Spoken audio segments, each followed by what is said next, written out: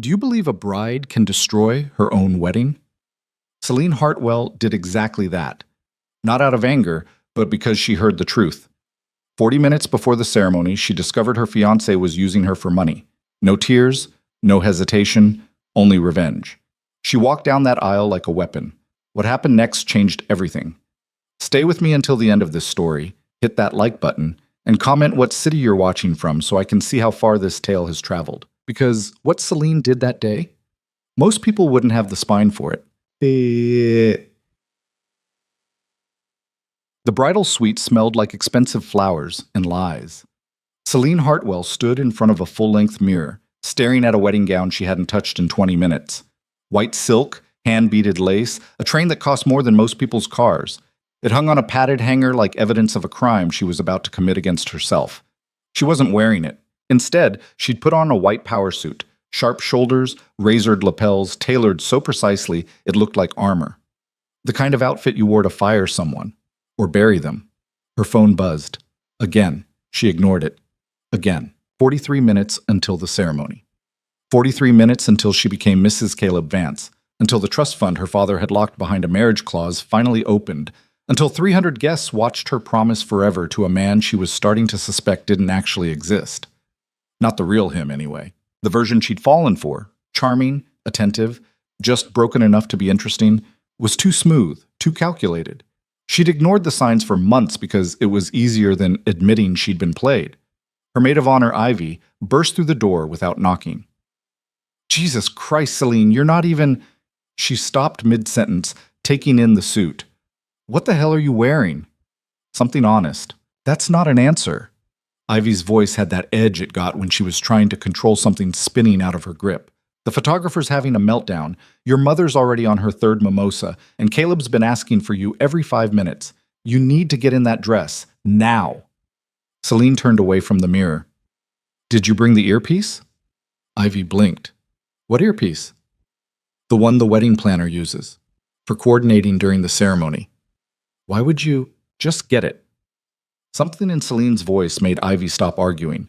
She disappeared into the hallway and came back 60 seconds later with a small, flesh-colored earpiece and a wireless receiver the size of a lipstick tube. Here, but I swear to God, if you're planning some kind of... I'm not planning anything. Celine took the devices, her fingers steady. I'm just listening. Ivy stared at her like she'd started speaking a language she didn't recognize. You're scaring me. Good. You should be scared. I am. Then don't do this. Whatever this is. Go check on my mother, Celine said quietly. Make sure she doesn't talk to any reporters before the ceremony.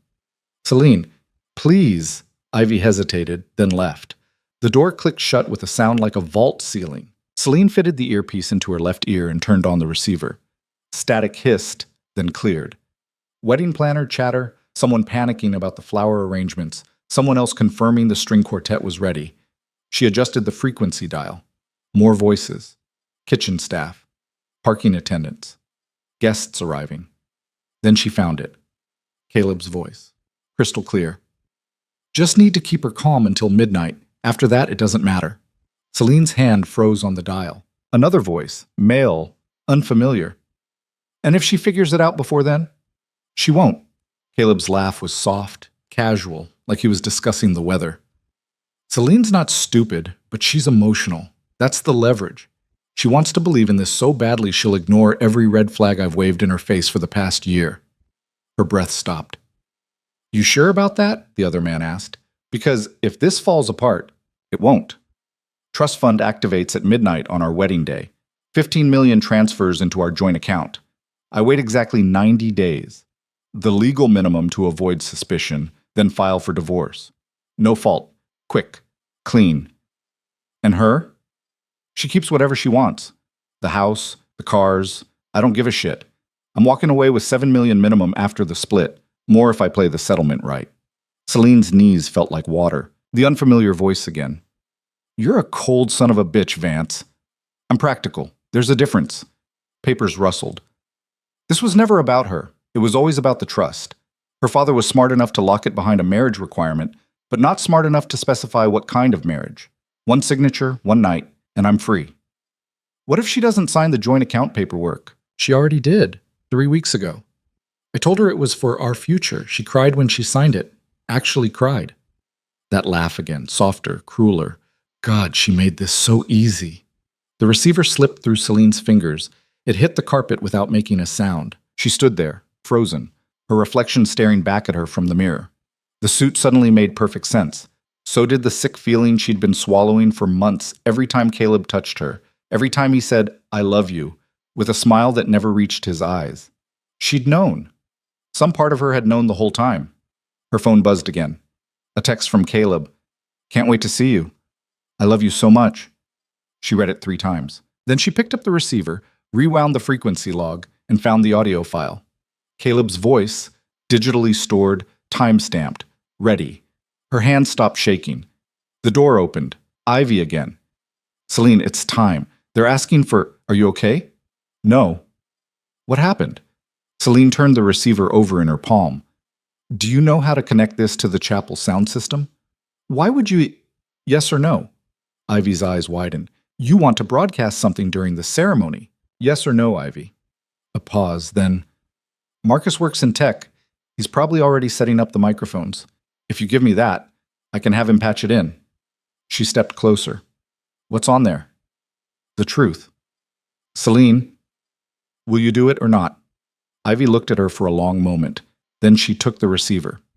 "Give me 5 minutes." She left. Celine turned back to the mirror. The woman staring back at her looked like a stranger, or maybe she looked like herself for the first time in a year. She picked up her phone and opened the banking app. Joint account, 15 million, locked and loaded, set to transfer at midnight. Everything Caleb said was real, documented, legal. She closed the app and opened her contacts.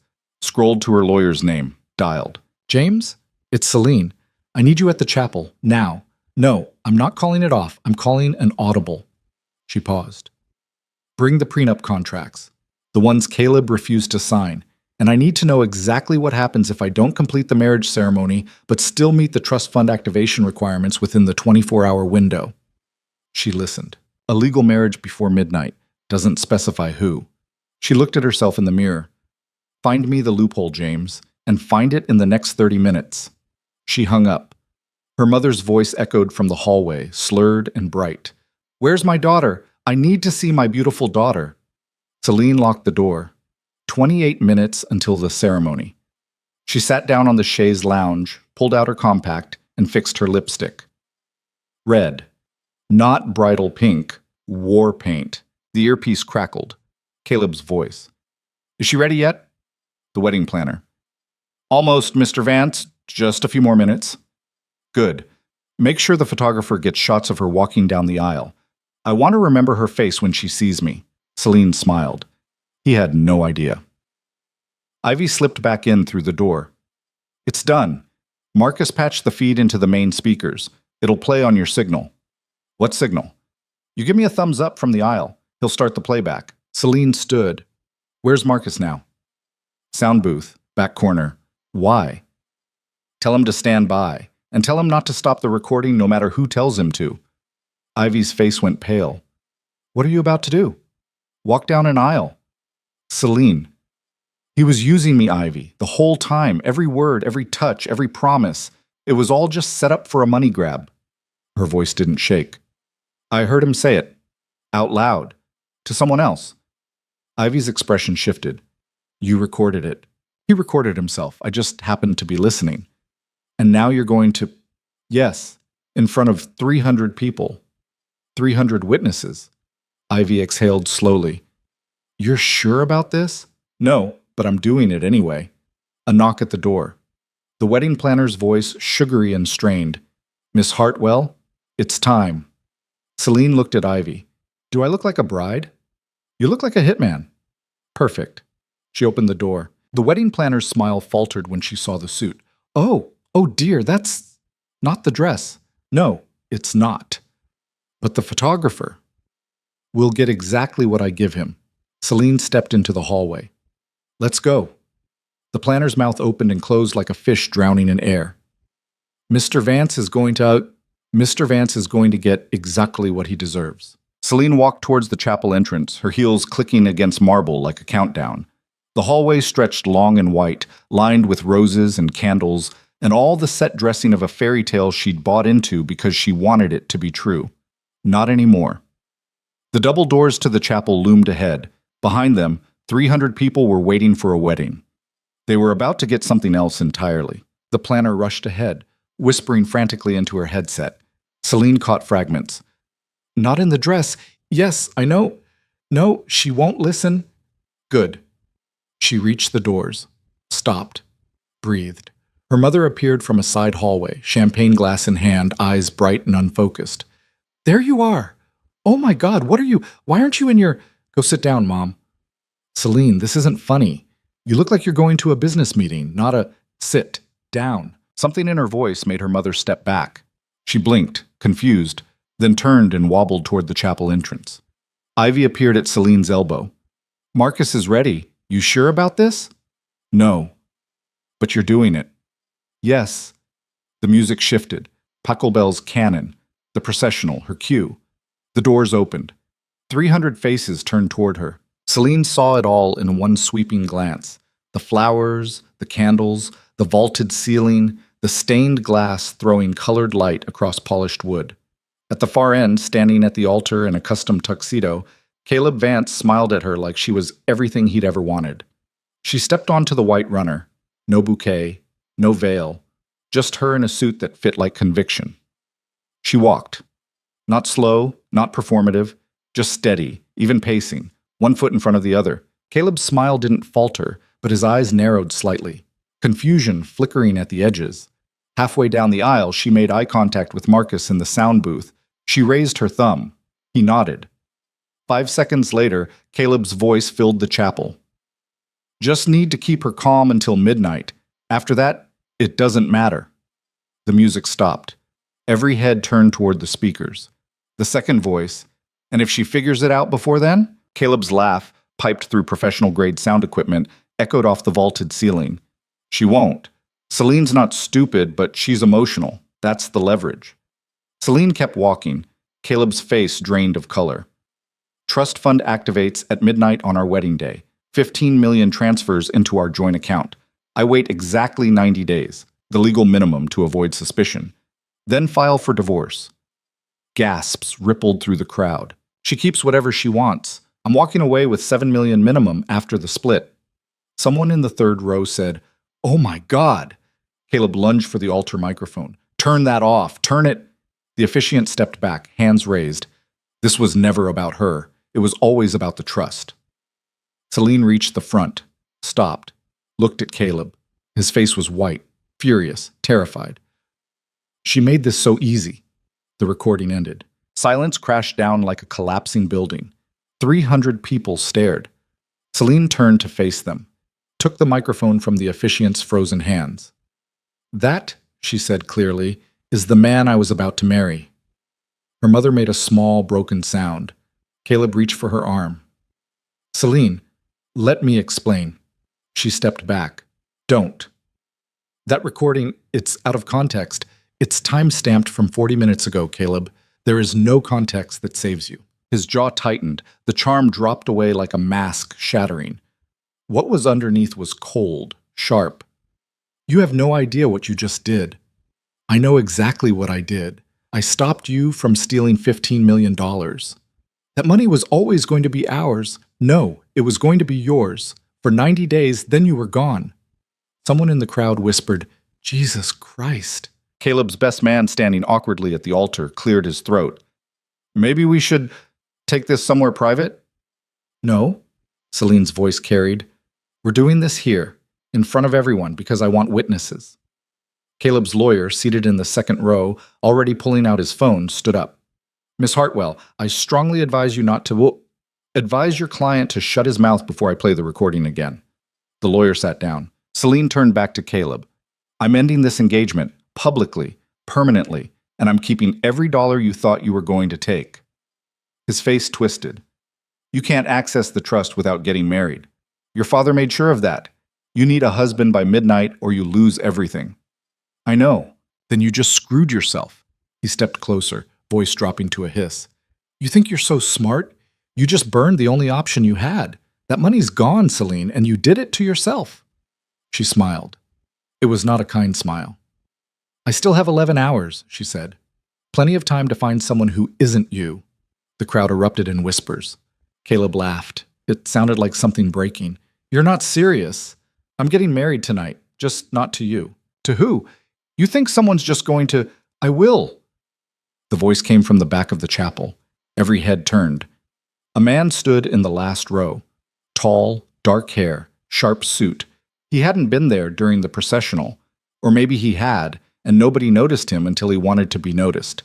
Celine didn't recognize him, but Caleb did. His face went from white to gray. No, Caleb whispered. No, you can't. The man walked down the aisle, slow, controlled, like he owned every inch of ground he stepped on. He stopped next to Celine, looked at her for the first time. His eyes were dark, unreadable, and absolutely certain.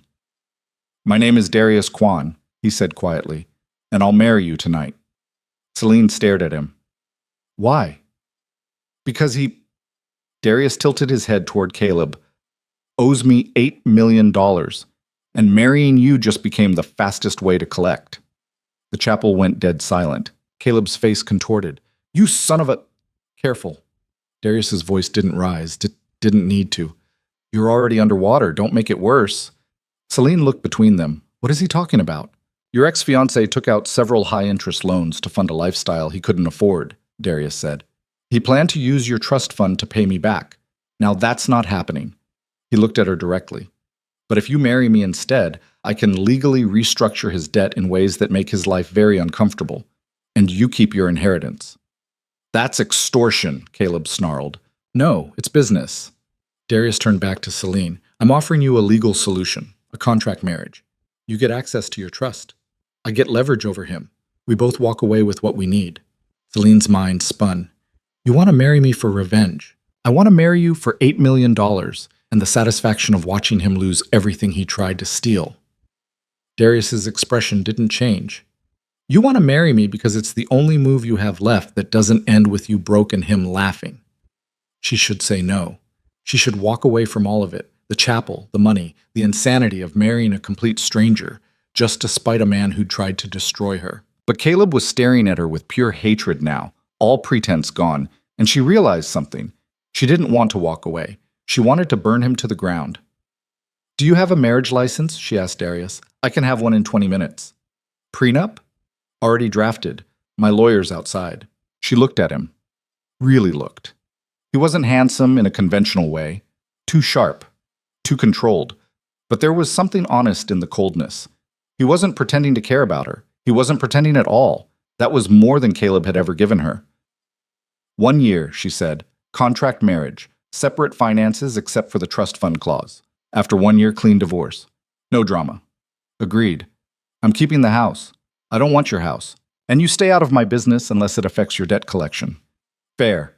She held out her hand. Then we have a deal, Mr. Kwan. He shook it. His grip was firm, professional, and somehow terrifying. Caleb exploded. This is insane. You can't just... You don't even know him. I know enough. Celine turned to the officiant, who looked like he was watching a car crash in slow motion. Can you legally marry us right now if we have the license? The officiant's mouth opened, closed. Yes, technically, but then we'll be back in 30 minutes. She looked at Darius. Get the license. I'll handle the prenup. He nodded and walked toward the exit. Celine turned to face the crowd. 300 stunned faces stared back at her. There will be a wedding tonight, she said into the microphone. Just not the one you expected. If you'd like to stay, the bar is open. If not, I understand. Nobody moved. Her mother stood up, swaying slightly. Celine Margaret Hartwell, you cannot marry a stranger. Watch me. She handed the microphone back to the officiant and walked down the aisle. Caleb grabbed her arm as she passed. You're making the biggest mistake of your life. She looked at his hand on her sleeve, then at his face. No, she said quietly. The biggest mistake was believing you. She pulled free and kept walking. Behind her, the chapel erupted in chaos. She didn't look back. Celine made it to the bridal suite before her hands started shaking. She locked the door, leaned against it, and let out a breath that felt like it had been trapped in her chest for the past hour. The adrenaline was wearing off. Reality was setting in. She'd just agreed to marry a complete stranger, a stranger who'd appeared out of nowhere, who knew exactly how much Caleb owed, who'd watched the entire spectacle unfold and saw an opportunity. Her phone buzzed. James, her lawyer. "Tell me you didn't just do what I think you did," he said when she answered. "I did." "Celine, is it legal?" A pause. "If he has a valid marriage license and you both consent, yes. But this is insane. You don't know this man. You don't know what he wants." "He told me what he wants. Leverage over Caleb." "And you believe him?" She looked at herself in the mirror. The suit was still perfect. She looked like she'd just walked out of a hostile takeover, not a wedding gone nuclear. "I believe him more than I believed Caleb." James sighed. "I'm coming up. Don't sign anything until I review it." He hung up. Celine sat down on the chaise lounge and pulled off her heels. Her feet ached. Everything ached.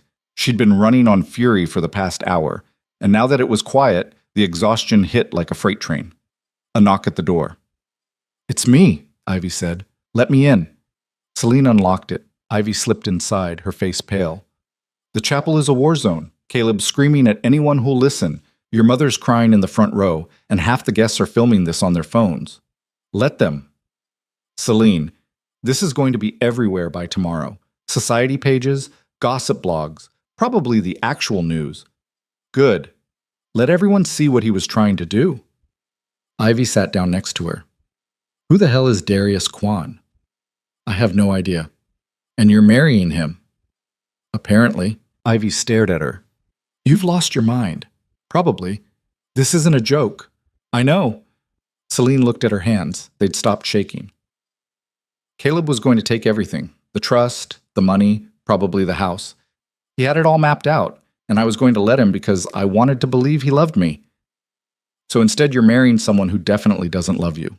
"At least he's honest about it." Ivy's expression softened. "This is revenge. You know that, right? This whole thing, it's just revenge." "So?" "So revenge doesn't fix anything.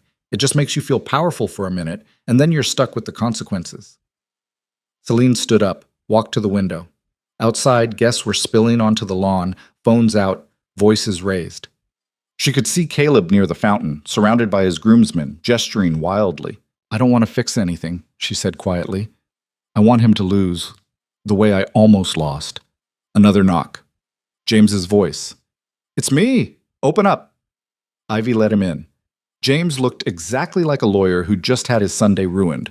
Rumpled suit, loosened tie, briefcase clutched like a weapon.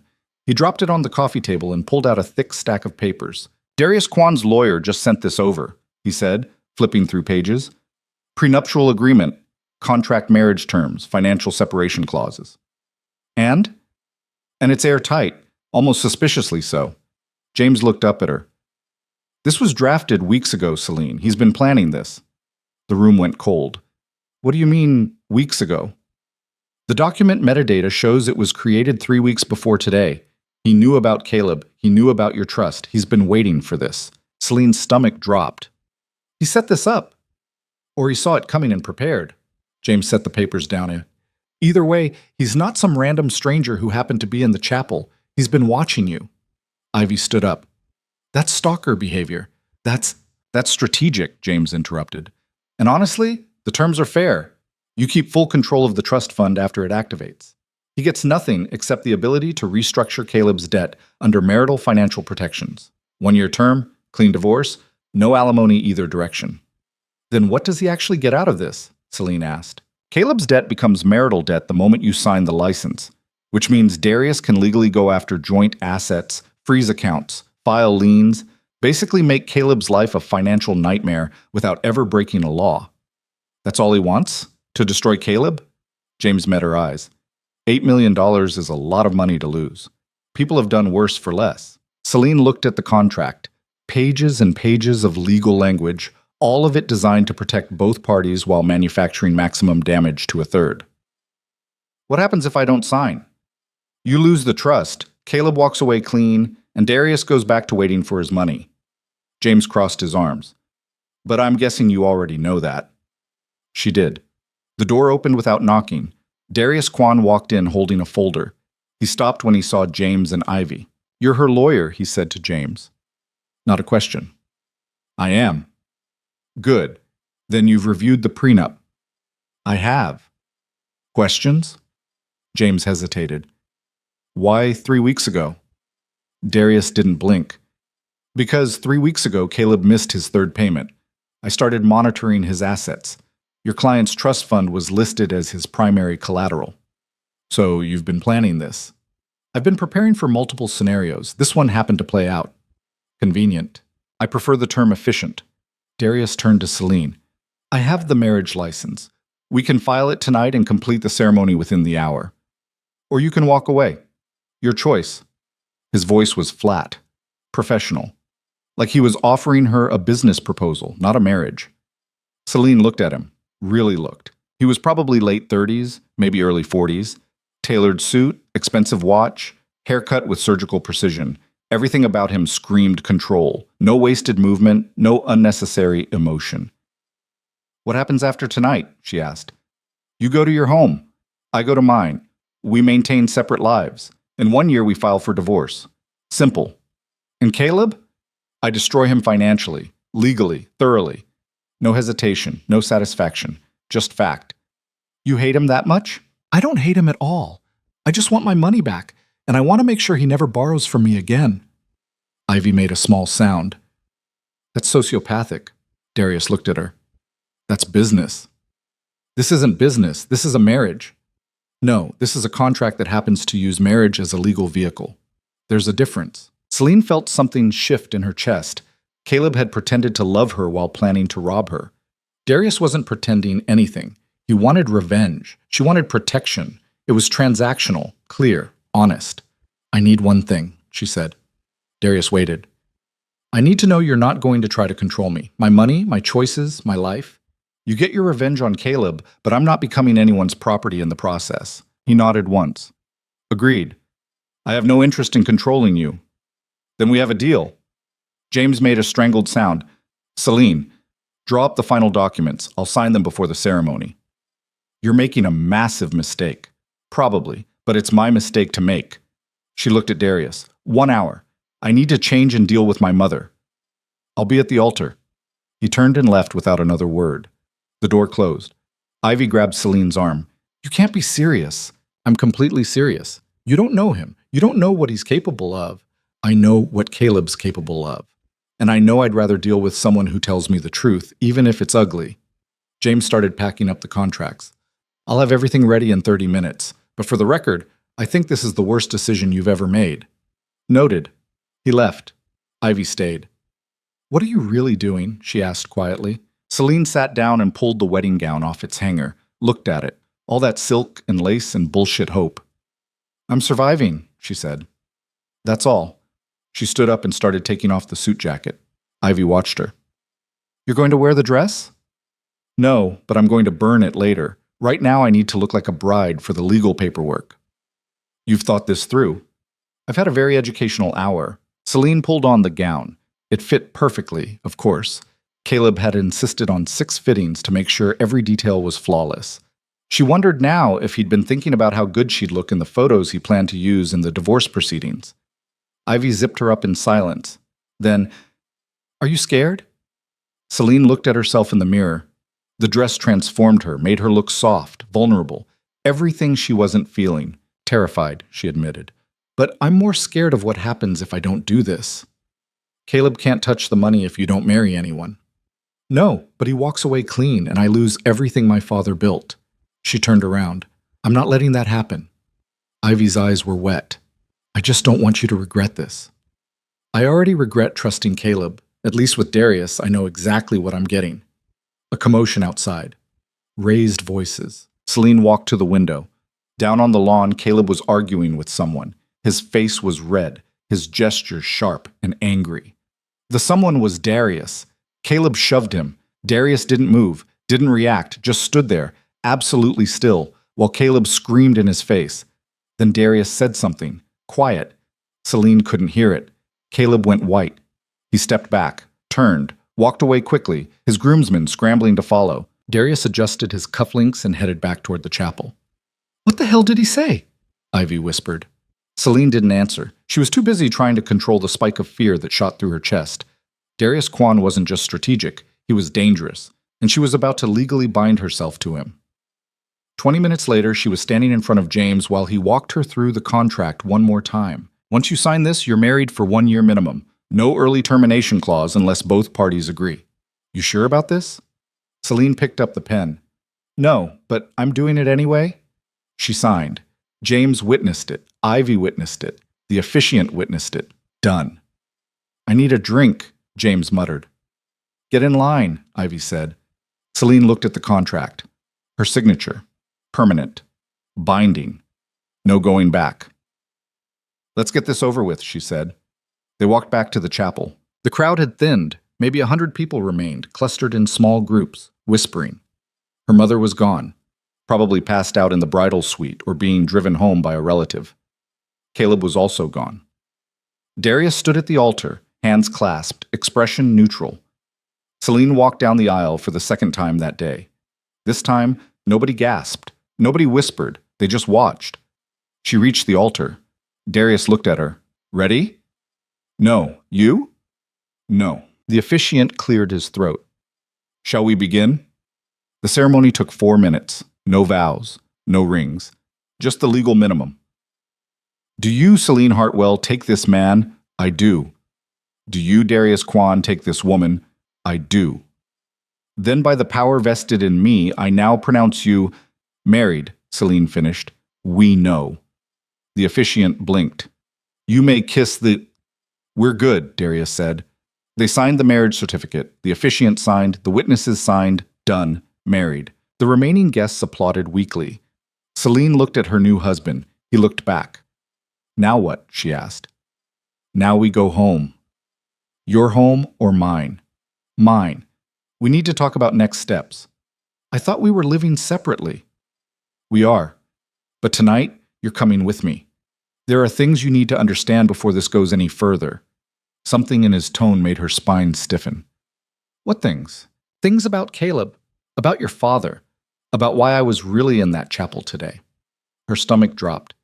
You said you were there for the debt. I was, but that's not the only reason. He gestured toward the exit. Cars outside. I'm not going anywhere until you tell me Caleb isn't done. He's going to come after you, after the trust.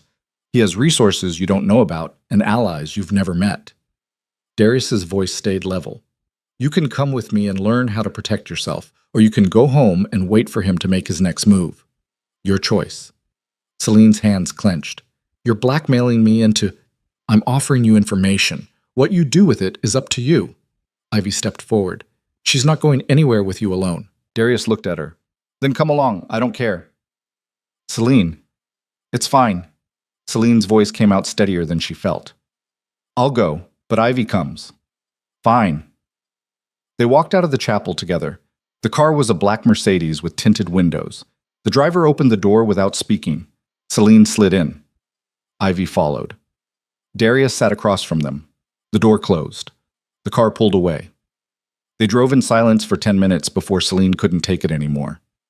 Start talking. Darius pulled out a tablet, tapped it twice. A file opened. Your father didn't just leave you money, he said. He left you an empire, shipping routes, port access, logistics networks spanning 6 continents. I know that. He ran a shipping company. No. He ran the infrastructure that every shipping company uses. The difference matters. Darius turned the tablet toward her. This is a map of his holdings. Documented assets total about 50 million. Undocumented assets are closer to 300 million. Celine stared at the screen. Lines, connections, networks spreading like veins across a map of the world. That's not possible. It's very possible. Your father was careful. He kept most of his assets off the books. Legal, but hidden. The trust fund you're accessing tonight? That's just the tip. Ivy leaned forward. How do you know all this? Because I own the other half. Silence. Celine looked at him. What? Your father and I were partners. Silent partners. He ran the eastern routes. I ran the western. We built the network together over 20 years. Darius's expression didn't change. When he died, I inherited operational control of his half until you turned 25 and got married. As of tonight, that control transfers to you. Celine's head spun. My father never mentioned you. He wasn't supposed to. That was the agreement. Why? Protection. If anyone connected us publicly, the entire network becomes vulnerable to regulatory scrutiny, separate on paper, unified in practice. Ivy's voice was sharp. And you just happened to show up at her wedding? I've been monitoring Caleb for weeks. When I realized he was planning to steal the trust fund, I knew it would trigger the control transfer prematurely, so I prepared a contingency. Marrying her yourself. Yes, Celine's throat felt tight. So this whole thing, tonight, you orchestrated all of it. No, Caleb orchestrated his own destruction. I just made sure I was there to capitalize on it. That's the same thing. Not legally. Darius took the tablet back. You wanted the truth. Here it is. Your father's empire is now half yours. The other half is mine. We're business partners whether you like it or not. I don't like it. Noted. But it doesn't change the reality. The car turned onto a private road. Celine looked out the window. They were heading into the hills, away from the city, toward an area she didn't recognize. Where are we going? My home. You'll stay there tonight while we finalize the operational transfer. I'm not staying at your house. Yes, you are. Because Caleb knows where you live, and right now, he's dangerous. He's $8 million in debt, publicly humiliated, and legally bound to a marriage that gives me power over his assets. He's desperate, and desperate men make stupid decisions. Ivy grabbed Celine's hand. We should call the police. And tell them what? That a man might be angry? They can't do anything until he actually makes a move. Darius looked at Celine. I have security, cameras, protocols.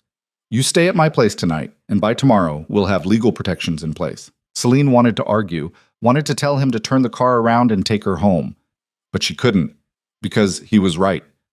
Caleb had looked at her with pure hatred in that chapel, and she'd just taken everything he thought he was going to steal. The car pulled through a gate. High walls, surveillance cameras, armed security at the checkpoint. They drove up a winding driveway to a modern compound perched on the hillside. Glass and steel, clean lines, no warmth. The car stopped. Darius got out first. This way. Celine and Ivy followed him inside. The interior was exactly what she expected. Minimalist furniture, expensive art, everything precisely placed. It looked like a showroom, not a home. Guest rooms are upstairs, Darius said. You'll both stay there tonight. We'll talk more in the morning. We're talking now, Celine said. He turned. You've had a long day. You're exhausted. This conversation can wait. No, it can't. She stepped closer. You've been lying to me since the moment you walked into that chapel. I haven't lied once. You said you were there for the debt. I was. But you were also there because of my father's empire. Both things can be true. Stop playing word games, her voice cracked. You manipulated me into marrying you. No, I gave you an option when you had none. There's a difference. You used me. We used each other. You got access to your trust. I got leverage over Caleb and control over your father's assets. It's transactional. We agreed to that. Selena's hands were shaking again. I didn't agree to being your business partner. You did. The moment you signed that marriage certificate. Darius's voice stayed level. Your father's will is clear. When you marry, operational control transfers to your spouse unless otherwise specified. You didn't specify otherwise, so now it's mine. The room tilted. That's theft. That's contract law. Ivy grabbed Celine's arm. We're leaving, right now. You're welcome to try, Darius said. But the gate's locked. Security won't let you through without my authorization, and it's a 3-mile walk back to the main road. You're holding us hostage. I'm keeping you safe. There's a difference. Celine looked at him. At this stranger she'd married. This man who'd lied by omission, who'd maneuvered her into signing away control of an empire she didn't even know existed. I want a lawyer, she said quietly. You have one. James. He can be here in the morning. I want him here now. It's midnight. He's not coming. Celine pulled out her phone. No signal. She looked at the screen, then at Darius. You're blocking the signal. Security protocol. The compound is shielded. That's illegal. It's private property, and it's for your protection. Ivy's voice was rising. This is kidnapping. You can't just... I can. And I am. Darius walked to the bar, poured himself a drink. You're both free to leave in the morning, but tonight, you stay here, where it's safe, where Caleb can't reach you. He took a sip. Celine stood frozen. She'd walked into a trap. A legal, carefully constructed trap that she'd signed herself into. And now she was standing in a locked compound with a man who owned half of everything her father had built, and who now, through marriage, controlled the other half too. "What do you really want?" she asked. Darius set down his glass. "I want to run the empire your father built, efficiently, profitably, without interference." He looked at her. "You can be part of that, or you can walk away and let me handle it. Your choice. And if I fight you, then we both lose. The network collapses. The assets get seized. Everything your father spent 20 years building gets dismantled by regulators and competitors. You're threatening me. I'm explaining reality." Celine's vision blurred. Exhaustion, fury, fear, all of it crashing down at once. She'd escaped one trap and walked straight into another. Darius finished his drink. "Guest rooms are upstairs, second and third doors on the left. Bathrooms are stocked. If you need anything, there's a call button by the bed." "I need to leave. Tomorrow. Now." "No." He walked past her toward the staircase. Celine grabbed his arm. He stopped, looked at her hand, then at her face. "Let go," he said quietly. "Tell me the truth, all of it, right now, or I swear I will find a way to destroy everything you just described." Something shifted in his expression. Not fear, not respect. Something colder. "Your father didn't die in a car accident," he said. The floor dropped out from under her. "What?" "He was killed, deliberately, because he was about to expose the people using our network to move something they shouldn't have been moving." Celine couldn't breathe. "You're lying." "I wish I was." Darius pulled his arm free. "He came to me 3 days before he died. Told me he'd found evidence of illegal shipments running through our routes. Drugs, weapons, maybe worse. He wanted to shut it down. I told him to wait, to let me handle it quietly. And he didn't wait. He went to the authorities. 2 days later, his car went off a bridge." Darius's voice stayed flat. "I've spent the past 3 years trying to find out who killed him, and I'm close. Very close." Celine's legs gave out. She sat down hard on the couch. Ivy was next to her immediately, arm around her shoulders. "Why didn't you tell me this before?" Celine whispered. "Because you weren't ready, and because I needed to make sure you were protected before I brought you into this." "Protected from what?" "From the people who killed your father. The ones who are still using our network. The ones who will kill you too if they find out you're asking questions." Celine looked up at him. "Caleb, is he—" "No, Caleb's just a parasite. He's not part of this." Darius sat down across from her. "But marrying you gave me legal access to your father's files, his records, everything he'd compiled before he died. That's what I really needed tonight." "So you did use me?" "Yes." No hesitation, no apology, just the truth. Celine laughed. It sounded broken. "My father's dead because he tried to do the right thing. Caleb tried to rob me, and you married me to solve a murder." She looked at Darius. "Anyone else planning to destroy my life tonight? Or is that the complete list?" "That's the list." "Great." She stood up, walked to the window. Outside, the city lights spread like scattered diamonds. Somewhere down there, Caleb was plotting his next move. Somewhere down there, people who'd killed her father were still operating. And she was trapped in a compound with a man who'd manipulated her into becoming his legal partner in an empire built on shipping routes and secrets and something dark enough to murder for. She'd thought walking out of that chapel was taking control. She'd been wrong. She'd just traded one cage for another.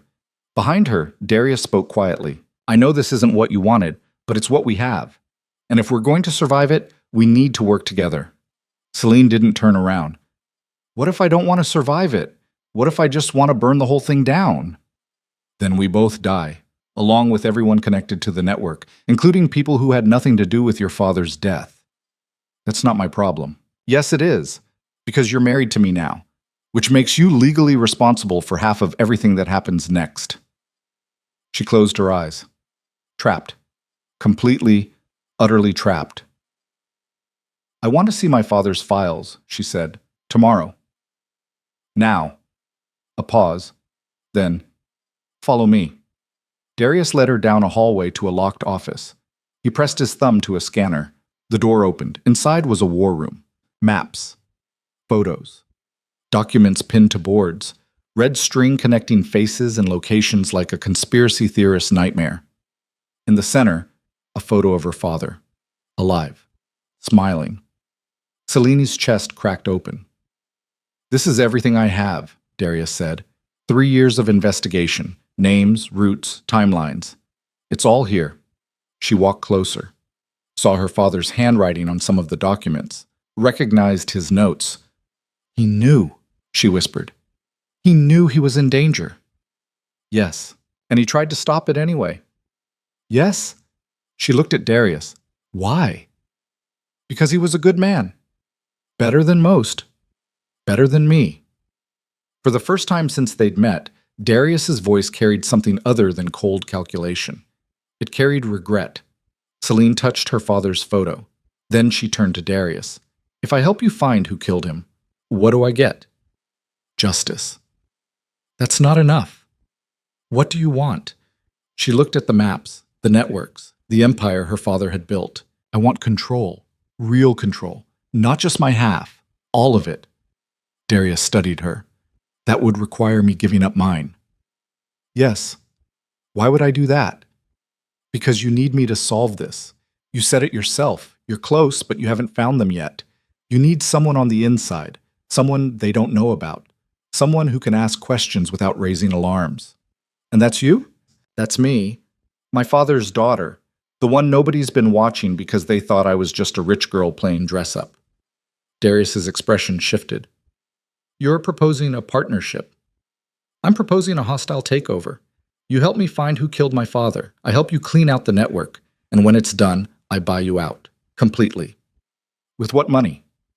"The trust fund you just helped me access. Plus whatever assets we seize from the people running illegal operations." He almost smiled. "That's ambitious." "You don't know me well enough to know what I'm capable of." "Neither do you." "Then I guess we're both about to find out." Silence stretched between them. Then Darius held out his hand. 1 year. We find your father's killers. We clean the network. Then we renegotiate our contract. Celine shook it. 1 year. His grip was firm. Hers was firmer. They stood in the war room, surrounded by 3 years of investigation and 20 years of empire building, bound together by a marriage certificate signed in revenge and desperation. And for the first time since she'd heard Caleb's voice through that earpiece, Celine felt something other than fear. She felt dangerous. Celine didn't sleep. She sat in the guest room until 4 in the morning, staring at the wall. Her father's face burned into her mind. Every time she closed her eyes, she saw him. Not the version in the photo downstairs, alive, smiling, but the way he'd looked in the casket, gray, empty, wrong. They'd told her it was an accident, clean brake failure, tragic, no one to blame.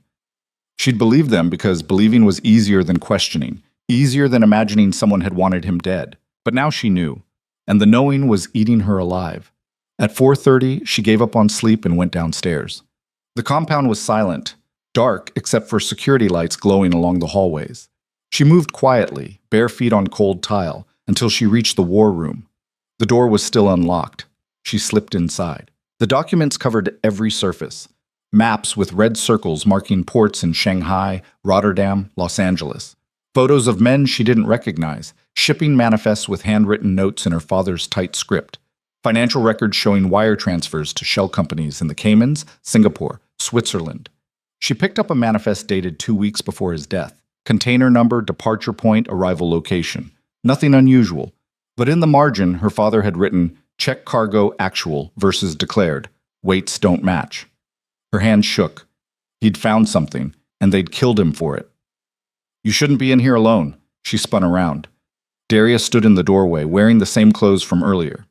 He looked like he hadn't slept either. "I couldn't stop thinking about it," Celine said. "Neither could I, for 3 years." He walked to the center board, studied the web of connections. "Every time I think I'm close, the trail goes cold. Shell companies dissolve. Witnesses disappear. Bank accounts get emptied overnight. Someone's protecting them. Multiple someones. This network runs deep." He pulled down a photo. A man in his 50s, silver hair, expensive suit. "This is Marcus Hale, logistics director for Chen Shipping, one of the largest independent freight companies in the Pacific." "You think he's involved?" "I know he is. Your father had a meeting with him the day before he died. They argued, publicly, at a conference in Seattle." Celine took the photo, studied the man's face. He looked respectable, trustworthy, exactly the kind of person who could hide in plain sight. "What were they arguing about?" "Nobody knows.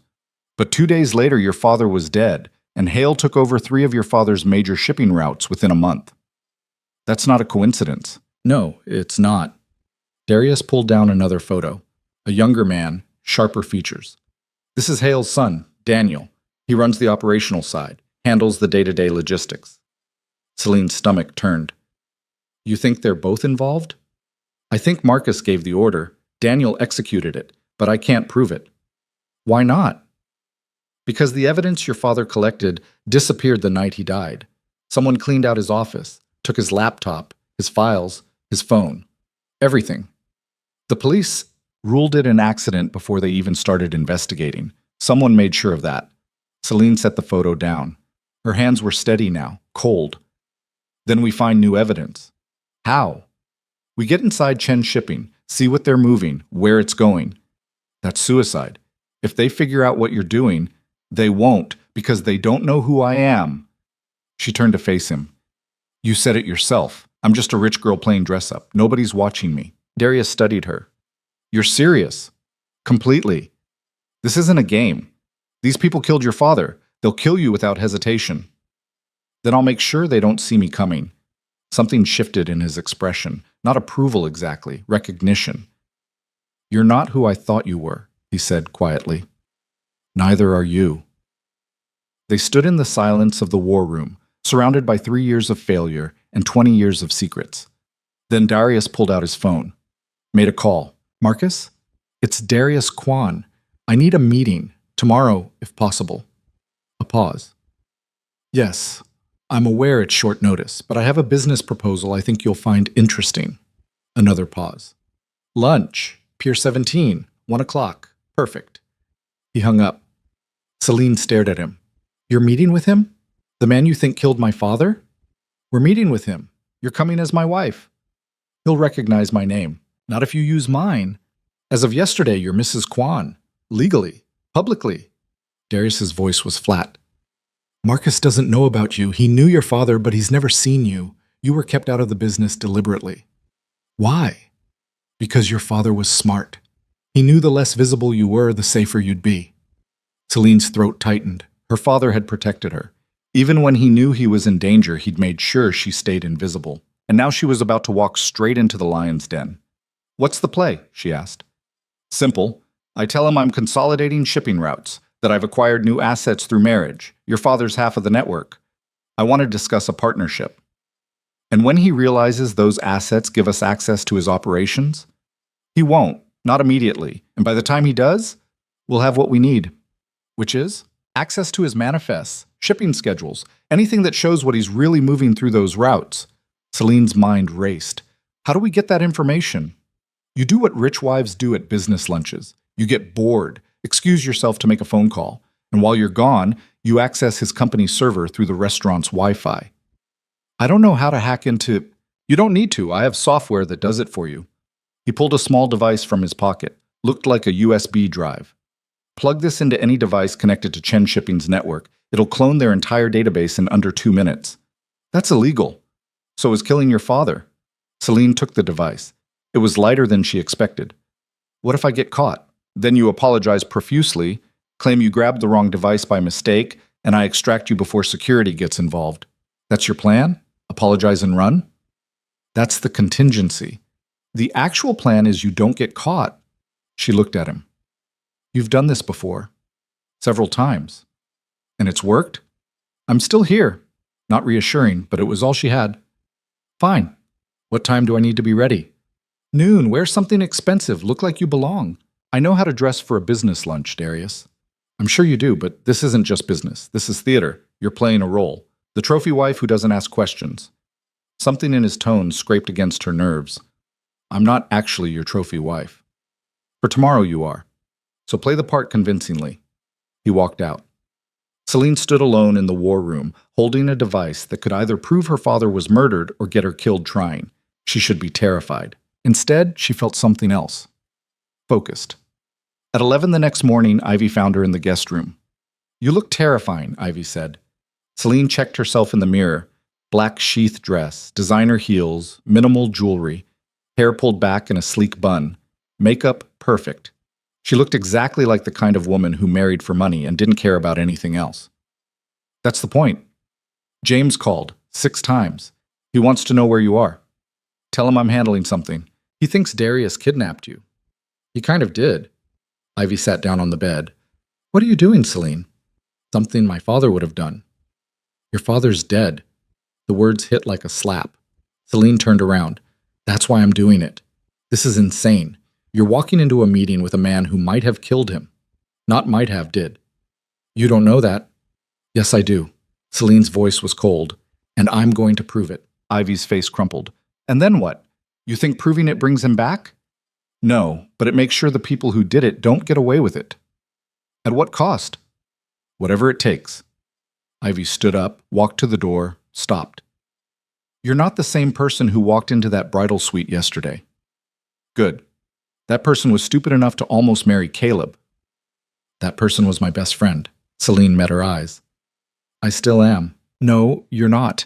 You're turning into something else. Something cold. Ivy's voice cracked. And I'm scared I'm going to lose you completely. Then she left. The door closed with a soft click. Celine stood alone, staring at her reflection. Ivy was right. She wasn't the same person. She was something harder, sharper, and she didn't hate it. Darius knocked at noon exactly. Ready? Yes. They drove to Pier 17 in silence. The restaurant was exclusive, the kind of place that required reservations months in advance and didn't list prices on the menu. Floor-to-ceiling windows overlooked the harbor, white tablecloths, crystal stemware. Marcus Hale was already seated when they arrived. He stood when he saw Darius, extended his hand. Darius, good to see you. Marcus, this is my wife, Celine. Hale's gaze shifted to her. His expression didn't change, but something flickered in his eyes. Recognition. Celine's blood went cold. A pleasure, Hale said smoothly. He took her hand, held it a fraction too long. You look familiar. Have we met? I don't think so, Celine said. Her voice came out steady, polite. I'd remember. Perhaps you just have one of those faces. He released her hand. They sat down. Darius ordered wine, made small talk about shipping schedules and port regulations. Hale responded with practiced ease, his attention split between Darius and Celine. He was studying her, trying to place her. Celine played the part, smiled at appropriate moments, sipped her water, looked bored when the conversation turned technical. 15 minutes in, she excused herself. Restroom, she said apologetically. Too much coffee this morning. Darius barely glanced at her. Perfect. She walked through the restaurant, past the bar, down a hallway marked private. The office was at the end, unlocked. She slipped inside. A laptop sat open on the desk. Screensaver active, but not locked. She pulled out the USB device. Hand steady, plugged it in. The screen flickered. A progress bar appeared. Cloning data. 47 seconds remaining. Celine's heart hammered. 40 seconds. She moved to the window, watched the harbor, tried to look casual. 30 seconds. Footsteps in the hallway. 20 seconds. The door opened. Marcus Hale stood in the doorway. Looking for something? Celine's mind went blank. Then instinct kicked in. Oh my God, I'm so sorry. I thought this was the restroom. She laughed, touched her hair. Perfect embarrassment. These places are always such a maze. Hale didn't smile. He looked at the laptop, at the USB device, at her. That's corporate property, he said quietly. What is? The device you just plugged into my computer. Her stomach dropped. I don't know what you're talking about. Yes, you do. He stepped inside, closed the door. You're Robert Hartwell's daughter. The world tilted. I knew I recognized you. You have his eyes. Hale walked closer. Does Darius know who you really are, or did you lie to him too? Celine backed up, hit the desk. I'm not lying. Then why are you stealing my data? I'm not... Stop. His voice was soft, dangerous. I'm going to give you one chance to tell me the truth. Why are you here? The progress bar hit 100%. The device beeped softly. Hale's eyes dropped to the laptop, then back to her. You're investigating me. Celine's hand moved, grabbed the USB, yanked it out. Hale lunged. She ducked under his arm, shoved past him, ran. He caught her wrist, pulled her back. Let go! She twisted, kicked. Her heel connected with his shin. He grunted, released her. She ran down the hallway, the device clutched in her fist. Darius was standing in the main dining room. "We need to leave," she said. "Now." His expression didn't change. "What happened?" "He knows who I am." Darius's jaw tightened. Marcus Hale emerged from the hallway. His face was composed, but his eyes were cold. "Leaving so soon?" he asked. "Family emergency," Darius said smoothly. "We'll reschedule." "I don't think so." Hale gestured. Two men in suits appeared from the bar. "Security. I think your wife and I need to have a conversation about corporate espionage." The restaurant went quiet. Diners turned to stare. Celine felt the USB device burning in her palm. Darius stepped between her and Hale. "She made a mistake. Wrong office." "It happens." "Does it?" Hale's voice carried. "Because from where I'm standing, it looks like you brought Robert Hartwell's daughter into my restaurant to steal proprietary information." Gasps rippled through the room.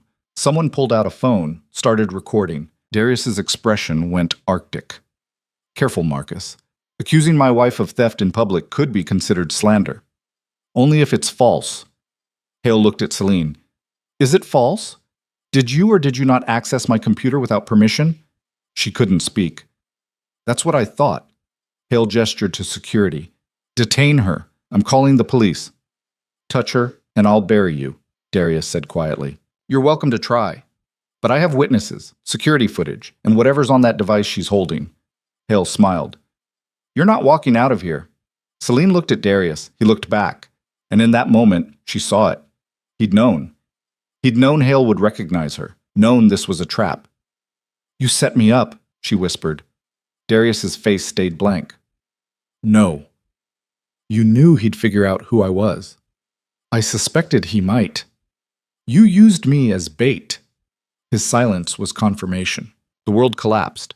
She'd trusted him, worked with him, married him, and he'd thrown her to the wolves. Security moved closer. Celine's hand tightened on the USB device. Then she made a choice. She threw it, not at security, not at Hale, at the window. The device hit the glass, bounced off, clattered to the floor. Hale lunged for it. Darius moved faster. He grabbed Celine's arm, yanked her toward the exit. "Run!" They ran, through the restaurant, past shocked diners, out the front door. Security followed. Darius's car was already waiting, engine running. They dove inside. The driver didn't wait for instructions, just hit the gas. Tires screamed. The car lurched forward. Celine looked back. Security was shouting. Hale was on his phone. "What the hell did you do?" she yelled. "Saved your life," Darius said. "You threw me into that meeting knowing he'd recognize me. I needed to see his reaction, confirm he was involved. So you used me as a test subject?" "I used you as an asset. There's a difference."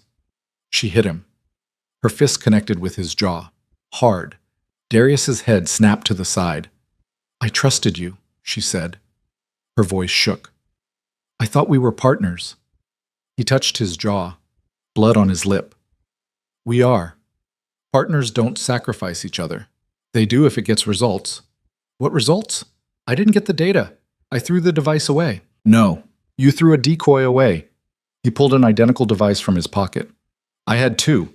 The real one finished downloading before you ever left the table." Celine stared at it.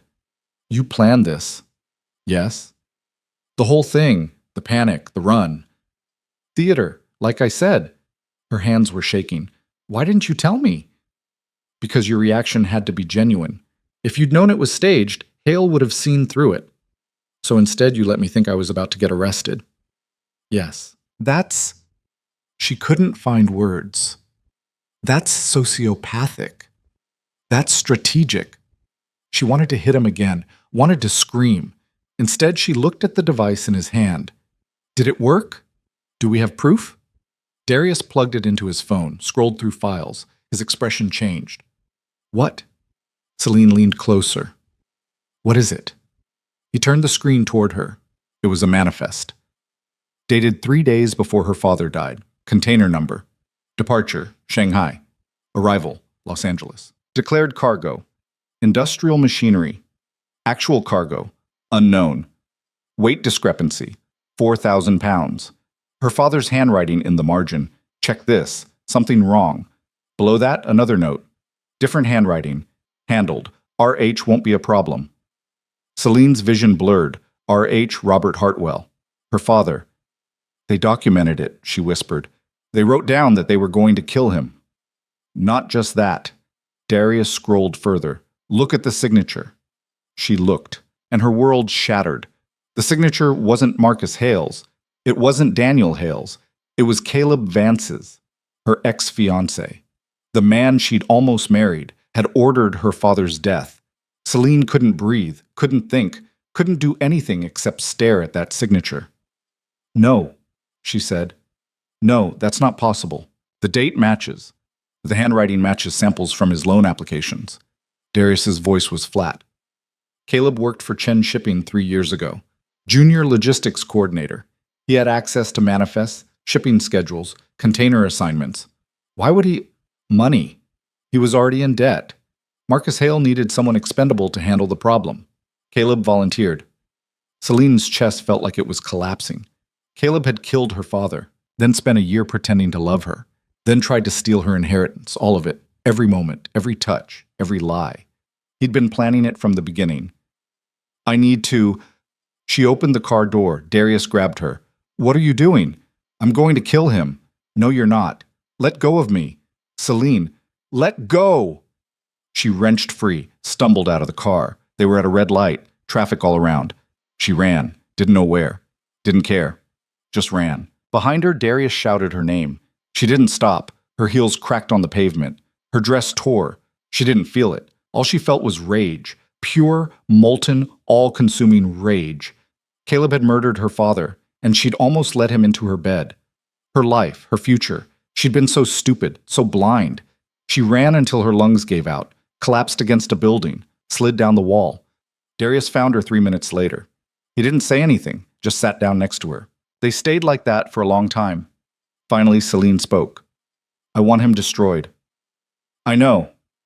Not arrested, not sued. Destroyed. Okay. I want to take everything from him, the way he took everything from me. Darius looked at her. Then we'll need to be smart, calculated, patient.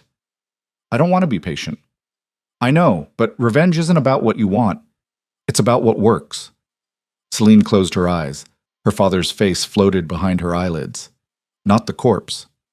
The man, the one who'd protected her, hidden her, kept her safe even when he knew he was dying. She owed him justice.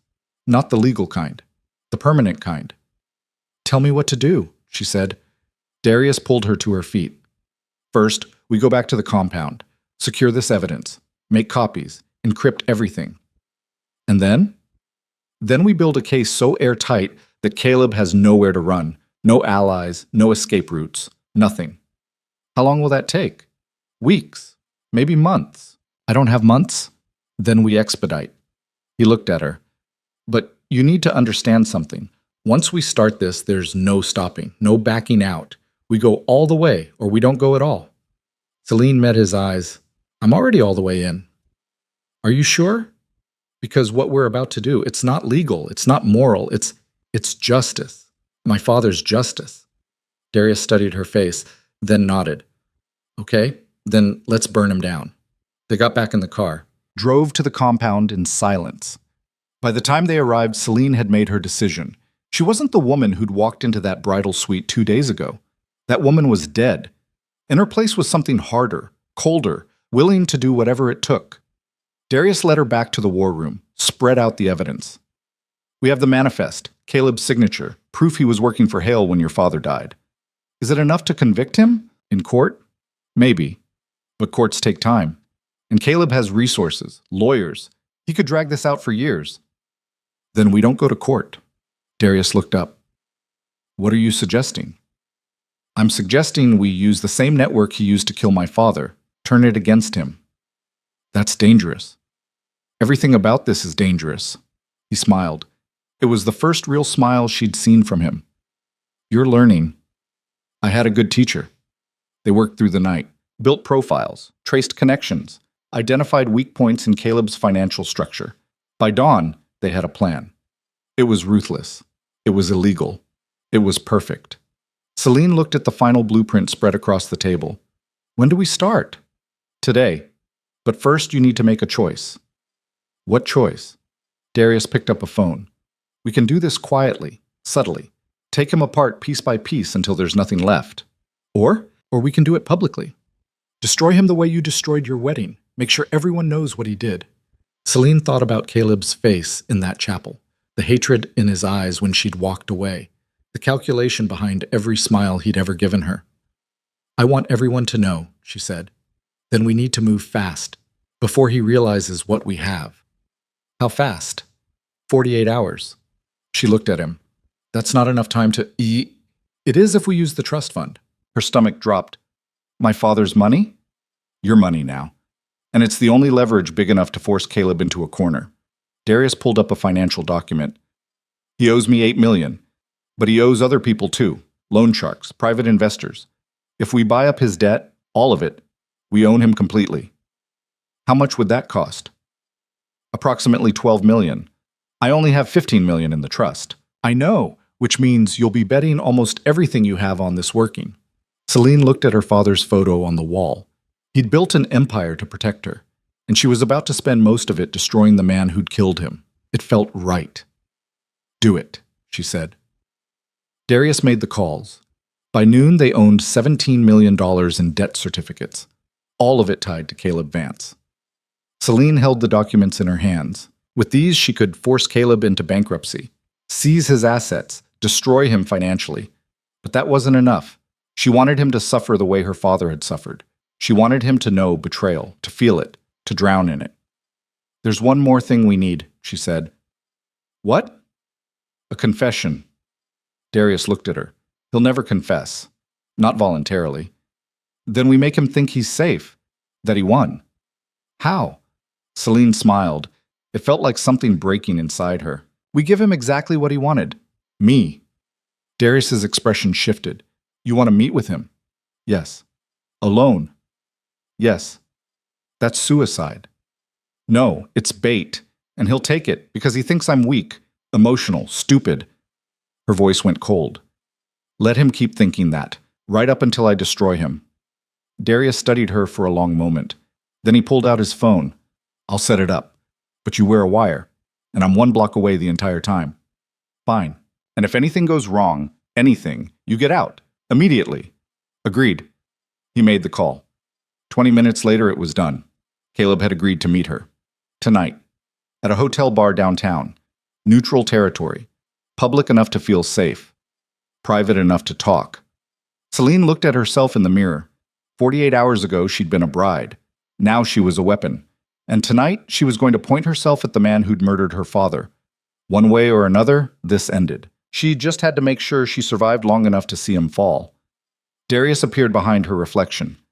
Last chance to back out. I'm not backing out. He's dangerous, Celine. If he suspects what you're doing, he won't. How can you be sure? She met his eyes in the mirror. Because I'm going to give him exactly what he expects. A broken woman begging for answers, someone he can manipulate. She turned around. And while he's busy feeling superior, I'm going to record every word he says. Darius handed her a small device. Looked like an expensive pen. Voice activated. Records for 6 hours. Keep it in your purse. She took it. What if he searches me? Then you abort. Walk away. And if I can't? His jaw tightened. Then I come in, and we deal with the consequences. Celine slipped the pen into her clutch. Looked at the clock. 6 hours until the meeting. 6 hours to prepare. To armor herself. To become exactly the kind of victim Caleb would never suspect was hunting him. I'm ready, she said. Darius looked at her, and for the first time since they'd met, she saw something like respect in his eyes. No, he said quietly, but you will be. They spent the next 6 hours planning every detail. What she'd say, how she'd react, where she'd sit, how to steer the conversation toward her father without seeming suspicious. By the time they finished, Celine felt like she'd rehearsed a play. Every line, every gesture, every breath, all of it calculated, all of it designed to make Caleb feel powerful, while she quietly built his cage. At 11:45, the car dropped her at the hotel. Darius stayed in the vehicle, 1 block away, listening. Celine walked into the bar alone. Caleb was already there. sitting in a corner booth. Expensive suit, confident smile. He stood when he saw her. "Celine, you look beautiful." She wanted to vomit. Instead, she smiled, sat down across from him, and began the performance of her life. "Thank you for meeting me," she said softly. "I know things ended badly." That's an understatement. His smile didn't reach his eyes. "You humiliated me in front of 300 people." "I know, I'm sorry." He blinked. "You're apologizing?" "I overreacted. I was emotional, scared." She looked down at her hands. "Marrying Darius was a mistake." Caleb leaned forward. "Is he mistreating you?" "No, but he's not you." She met his eyes, held his gaze. "I miss you, Caleb." Hook, line, sinker. His expression softened. "I miss you too. Do you think—" She hesitated. "Perfect. Do you think we could try again? Start over?" Caleb reached across the table, took her hand. "I'd like that." Celine smiled and activated the recording device in her purse. Now all she had to do was get him talking. About her father, about the shipping containers, about murder. She had 6 hours of recording time, and a lifetime of rage to fuel every word. "Tell me something," she said quietly. "Did you ever really love me? Or was it always about the money?" Caleb's smile widened. "Does it matter?" "It does to me." He squeezed her hand, and then he started talking, and Celine listened, recorded every word, every confession, every piece of evidence she needed to bury him. By the time he finished, she had everything, more than everything. She had him, completely. Caleb leaned back, satisfied. "So, what do you say? Give us another chance?" Celine looked at him, at the man who'd murdered her father, who'd tried to steal her future, who'd just confessed to all of it because he thought she was too weak to use it against him. "No," she said. His smile faltered. "What?" "I said no." She pulled her hand away. "I'm not giving you another chance. I'm destroying you." Understanding hit his face. "You recorded this. Every word." He lunged across the table, grabbed her wrist. "Give me that device." The bar erupted. Darius appeared out of nowhere, grabbed Caleb, slammed him against the wall. "Touch her again and I'll break every bone in your hand." Caleb struggled. "This is assault. This is justice." Darius released him, stepped back. Caleb straightened his jacket. His face was red, furious. "You have no idea what you just did." "I know exactly what I did." Celine stood.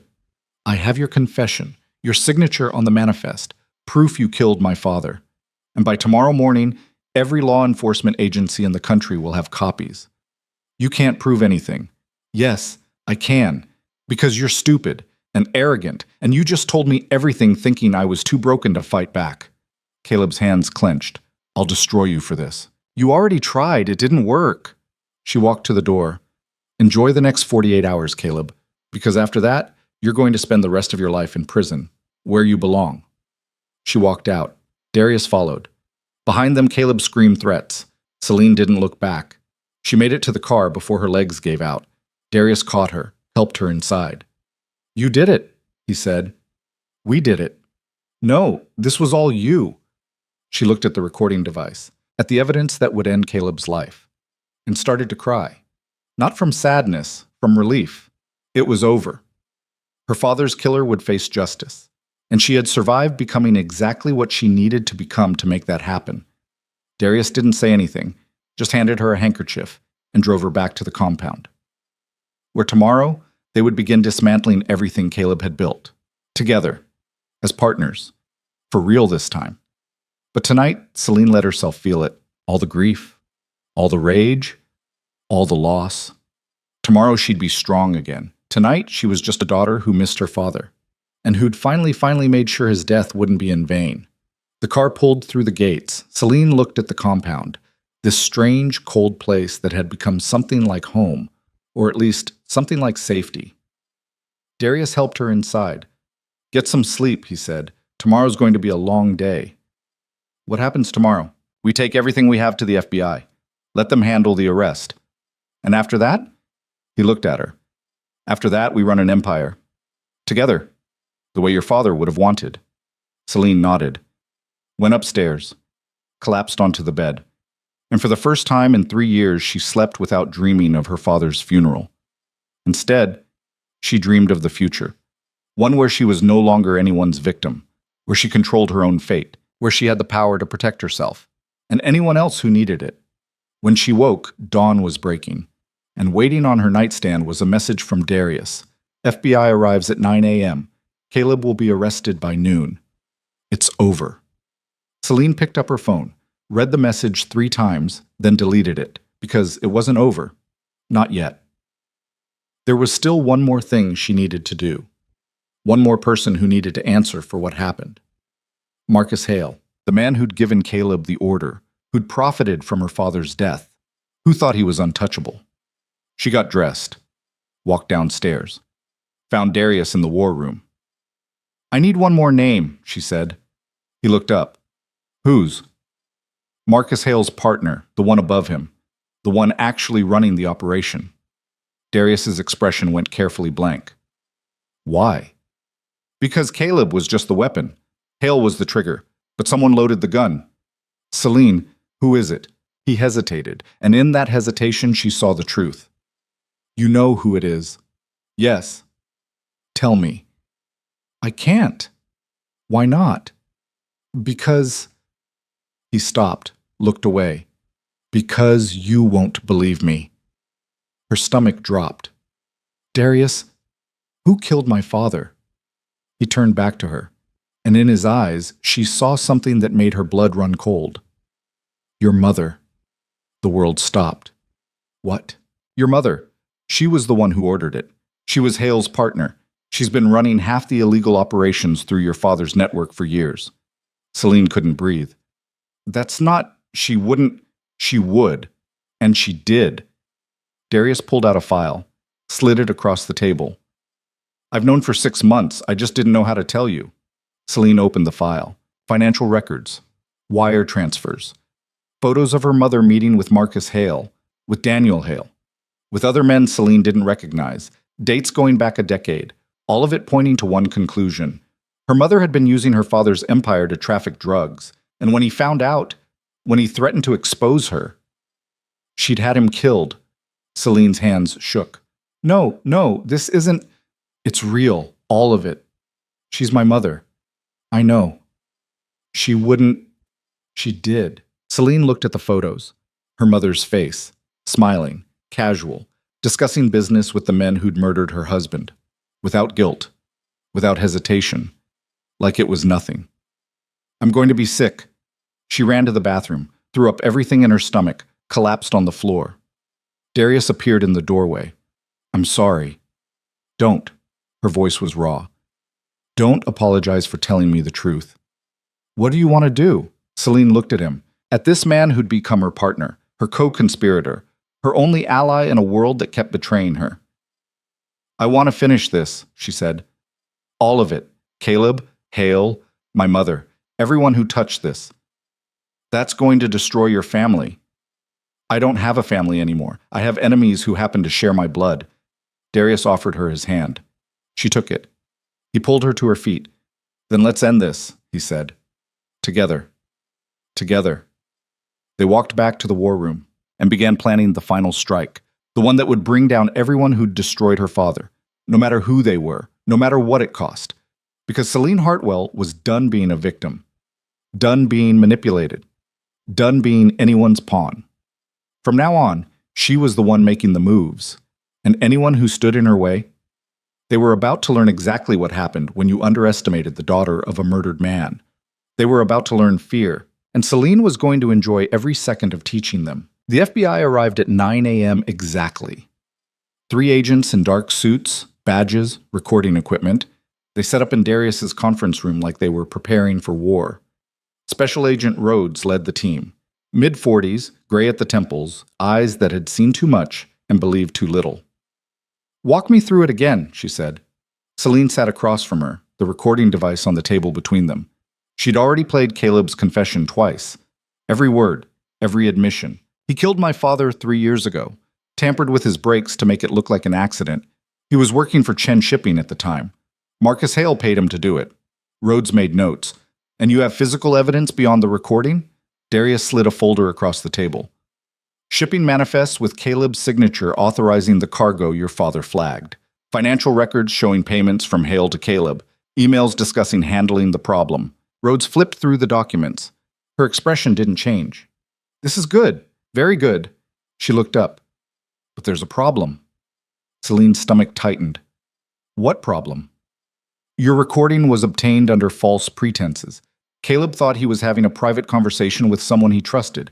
Depending on how a judge interprets consent laws, this could be inadmissible. He confessed to murder. I understand that.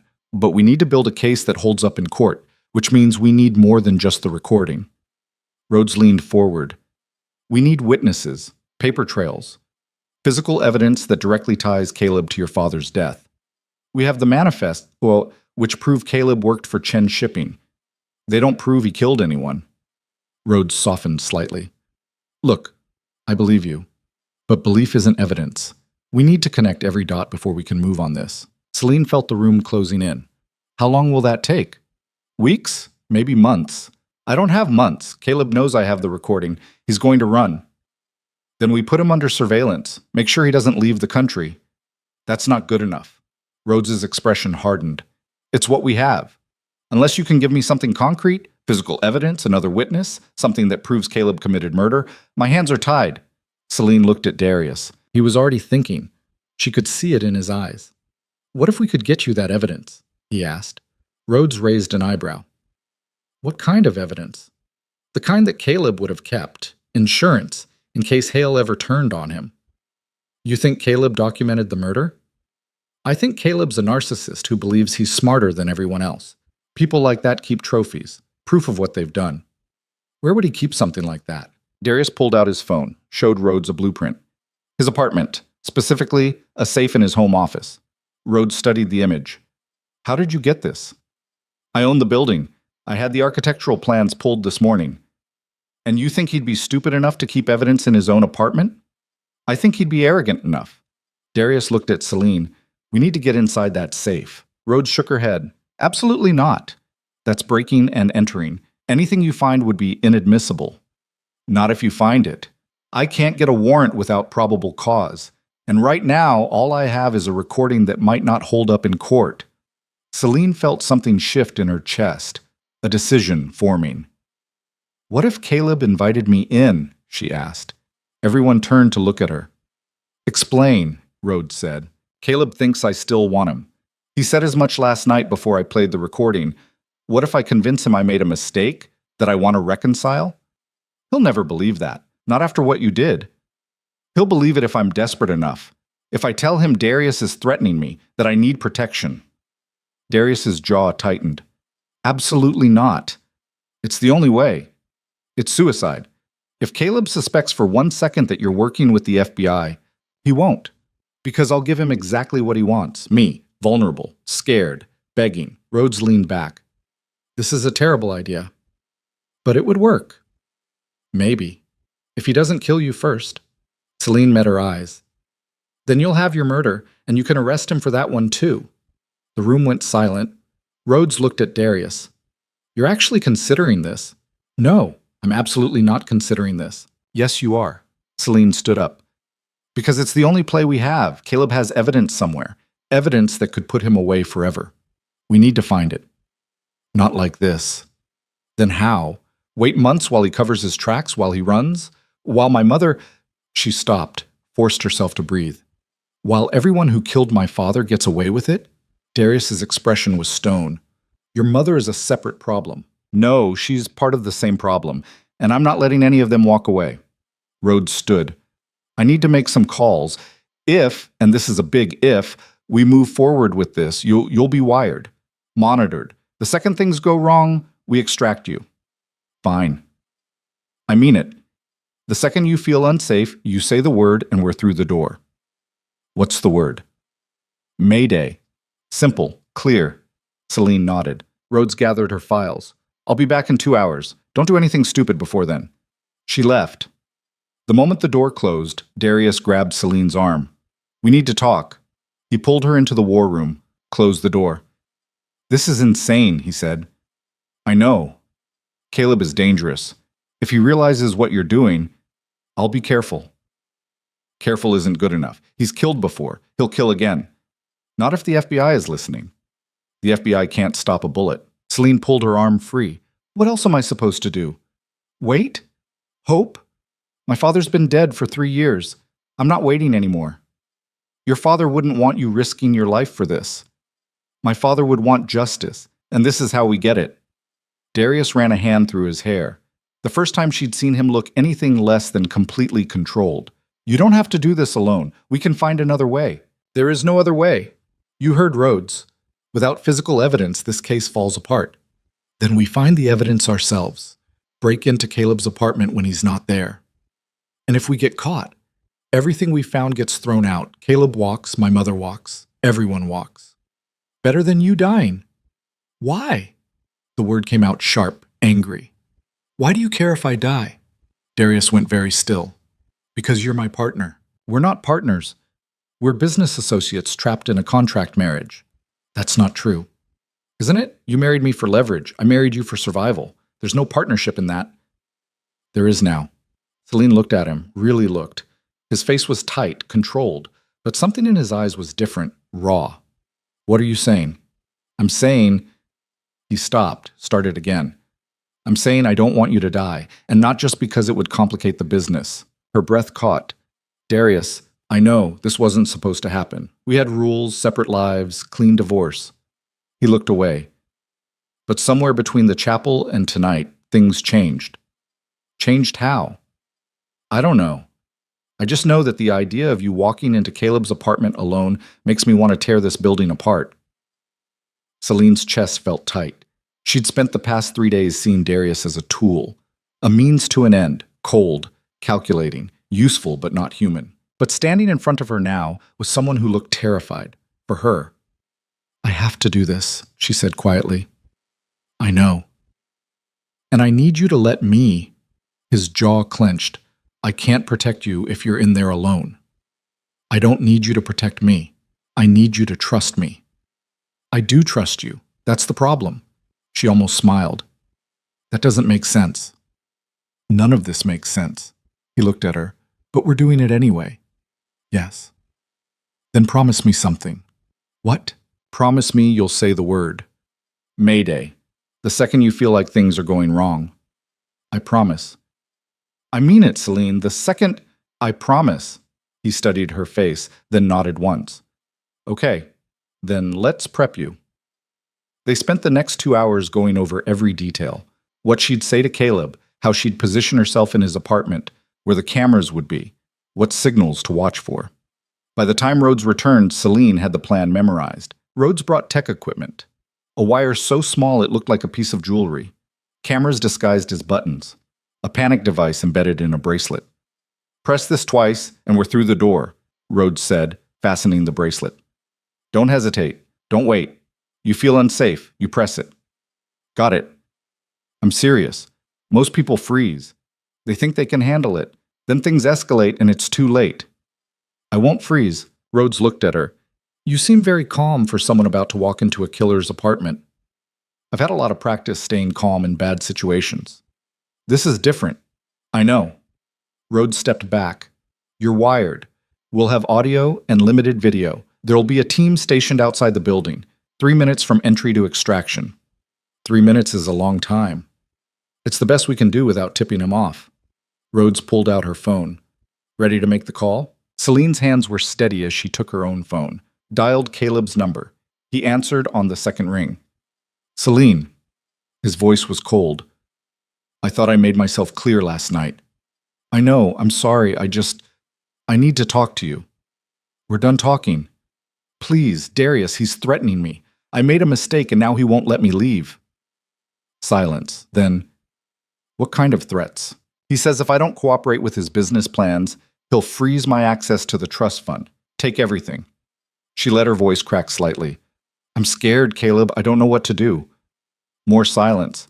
She could almost hear him thinking, calculating. Where are you now? In a hotel. I snuck out while he was in a meeting. Which hotel? The Meridian, downtown. Room number? Celine's pulse quickened. Why? Because I want to make sure you're safe. Trap. He was testing her. I'd rather meet you somewhere else. Somewhere he can't find me. A pause. My apartment. 1 hour. Come alone. Okay. And Celine, if you're lying to me again, if this is another setup, it's not. I swear. Then I'll see you in an hour. He hung up. Celine set down the phone. Her hands were shaking now. Rhodes looked at her. You can still back out. No, I can't. Yes, you can. We find another way. There is no other way. We established that. Darius hadn't said anything. He stood by the window, staring out at the city. Celine walked over to him. I'll be fine, she said. He didn't turn around. You don't know that. I know I have to try. Why? Why does it have to be you? Because my father deserves justice, and I'm the only one who can get it for him. Darius finally looked at her. Be careful. I will. I mean it. If anything feels wrong, I'll press the bracelet, I promise. He reached out, touched her face, just for a second, then dropped his hand and walked out. Rhodes cleared her throat. We leave in 30 minutes. Use the time to center yourself. Celine nodded. 30 minutes later, she was in an unmarked FBI van heading downtown. Rhodes sat next to her, checking equipment, testing signals. Audio's clear, video's functional. Backup team is in position. She looked at Celine. Last chance. I'm going in. The van stopped 2 blocks from Caleb's building. We'll be listening the entire time, Rhodes said. Remember, you're there to get him talking, get access to that safe, find evidence, then get out. I remember. And if he tries anything, I press the bracelet. Rhodes handed her an earpiece, smaller than the one she'd used at the wedding. We can communicate through this if needed, but only in emergencies. If Caleb sees you listening to voices, it's over. Celine fitted it into her ear, barely visible. Good luck, Rhodes said. Celine got out of the van, walked the 2 blocks to Caleb's building. Her heart was pounding, sweat forming on her palms. She forced herself to breathe, in through the nose, out through the mouth. The doorman recognized her, smiled. Miss Hartwell, good to see you again. She smiled back. Hi, David. He buzzed her through. She took the elevator to the 15th floor, walked down the hallway to Caleb's apartment, knocked. He opened the door immediately.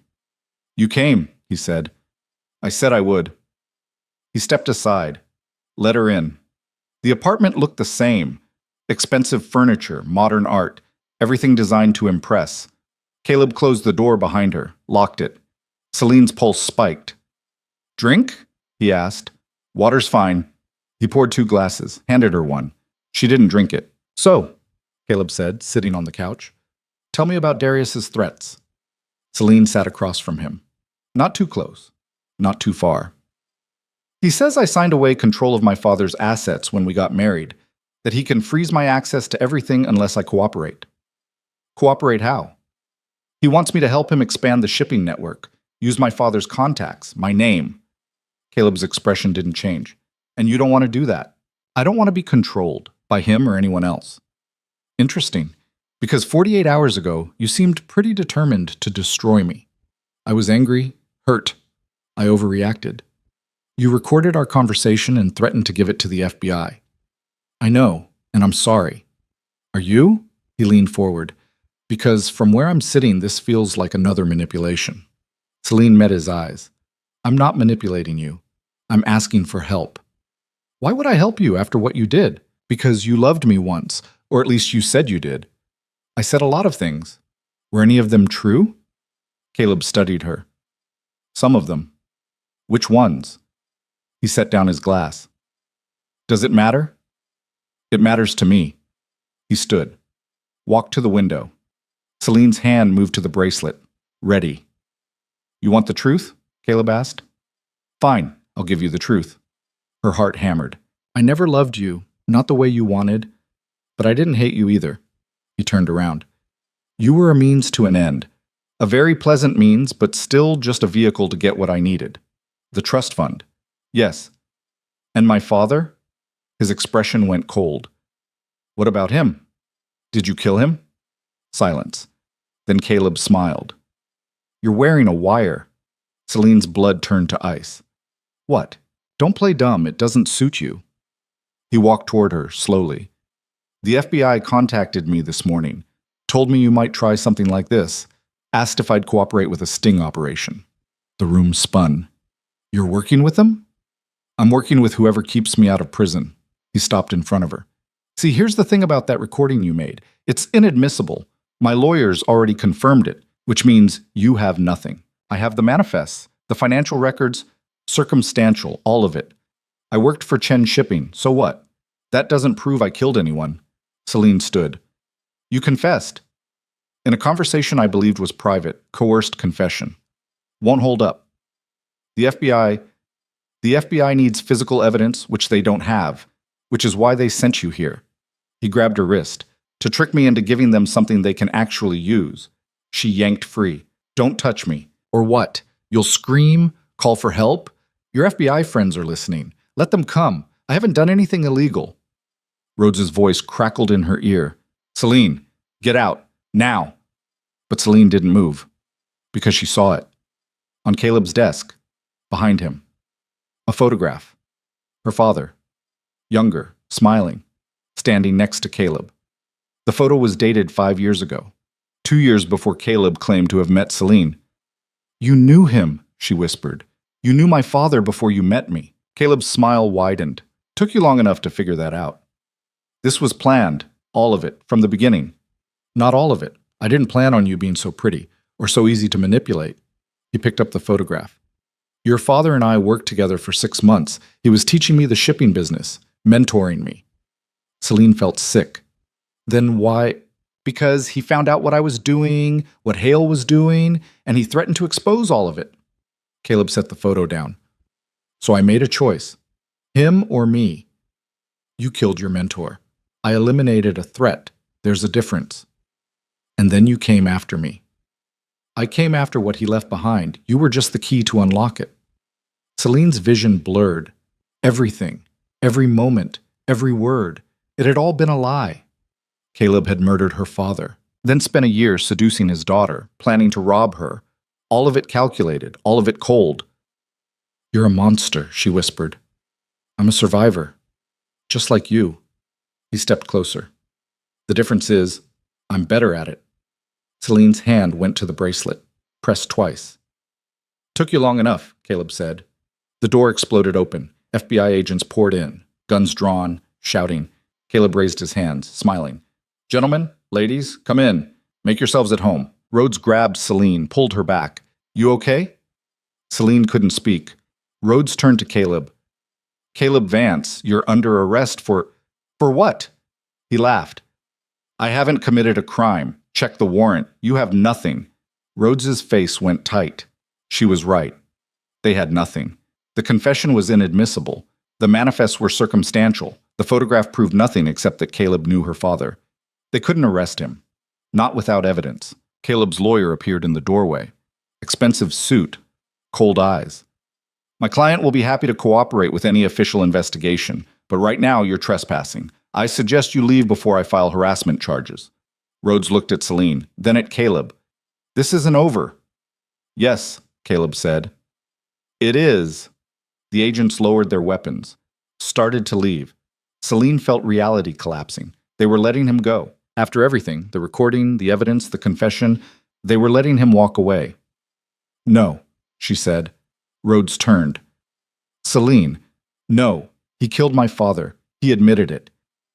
In a conversation we can't use, then find something you can use. We tried. There's nothing here. Then look harder. Caleb's lawyer stepped forward. I'm going to have to ask you all to leave. Now.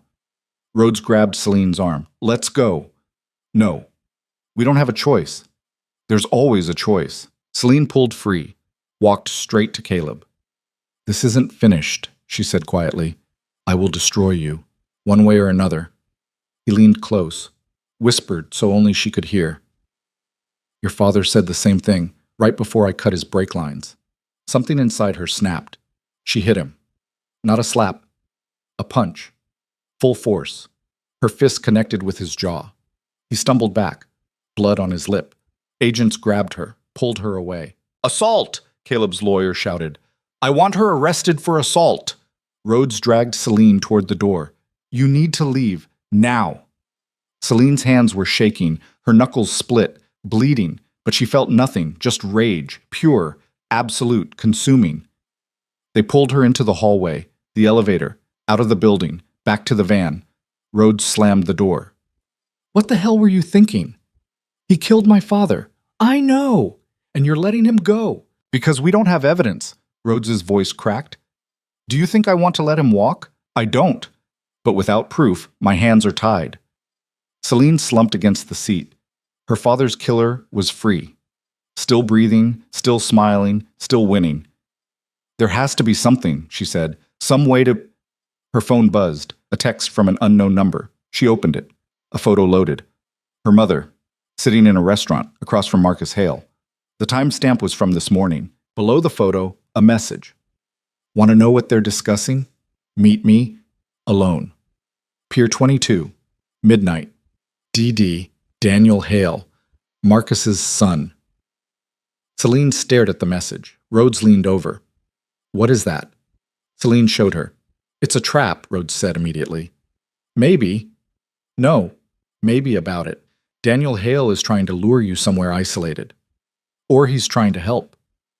Why would he help you? I don't know, but if there's even a chance he has information about my mother, absolutely not. You are not meeting him. You can't stop me. Yes, I can. You're a civilian. I can detain you for your own protection. Celine looked at her. Then you'll have to. Because I'm going. Rhodes's jaw tightened. Then she pulled out her phone, made a call. I need a full surveillance team at Pier 22. Tonight, midnight. She paused. Yes, I know it's short notice. Do it anyway. She hung up, looked at Celine. If you're doing this, you're doing it wired, monitored, with backup 30 seconds away. Fine. And if Daniel tries anything, I'll press the bracelet. I mean it, Celine. These people are dangerous. They've killed before. I know. My father was one of their victims. Rhodes sighed. You're not going to stop until they're all in prison, are you? No, I'm not. Then let's make sure you survive long enough to see it happen. The van drove back to the compound. Darius was waiting. He took one look at Celine's face and knew. It didn't work. No. What happened? Caleb was working with the FBI. They warned him. He knew I was wired. Darius's expression went dark. Someone tipped him off. Obviously. Who? I don't know, but we're going to find out. She showed him the text from Daniel. Tonight, Pier 22. He says he has information about my mother. It's a trap. Everyone keeps saying that. Because it's true. Maybe. But it's also the only lead we have. Darius looked at her bleeding knuckles. What happened to your hand? I hit Caleb. Good. She almost smiled. Rhodes didn't think so. Rhodes isn't the one who had to watch that bastard walk away. Darius pulled out a first aid kit. Started cleaning her hand. Did he say anything before the agents showed up? He admitted everything, said my father mentored him, then threatened to expose Hale's operation, so Caleb killed him. Darius's hand stilled. He told you that? Yes. Why? Because he knew the FBI couldn't use it. He wanted me to know. Wanted me to suffer. He's going to regret that. Not if he gets away with it. Darius finished wrapping her hand. He's not getting away with anything. How can you be sure? Because we're not done yet. He pulled out his phone. Made a call. Marcus, it's Darius. We need to talk tonight. Yes, I know it's late. This can't wait. A pause. Your office. 1 hour. Come alone. He hung up. Celine stared at him. What are you doing? Applying pressure. If Caleb won't break, maybe Hale will. Hale ordered my father's death. Why would he confess? He won't. But he'll make a mistake. And when he does, we'll be there to catch it. That's a gamble. Everything about this is a gamble. Darius looked at her. But we're out of safe options, so we go all in. Celine nodded. What about Daniel, the meeting at midnight? We handle that after Hale, one crisis at a time. Rhodes is setting up surveillance. Good, let her, but you're not going alone. She wants me wired. I don't care what she wants.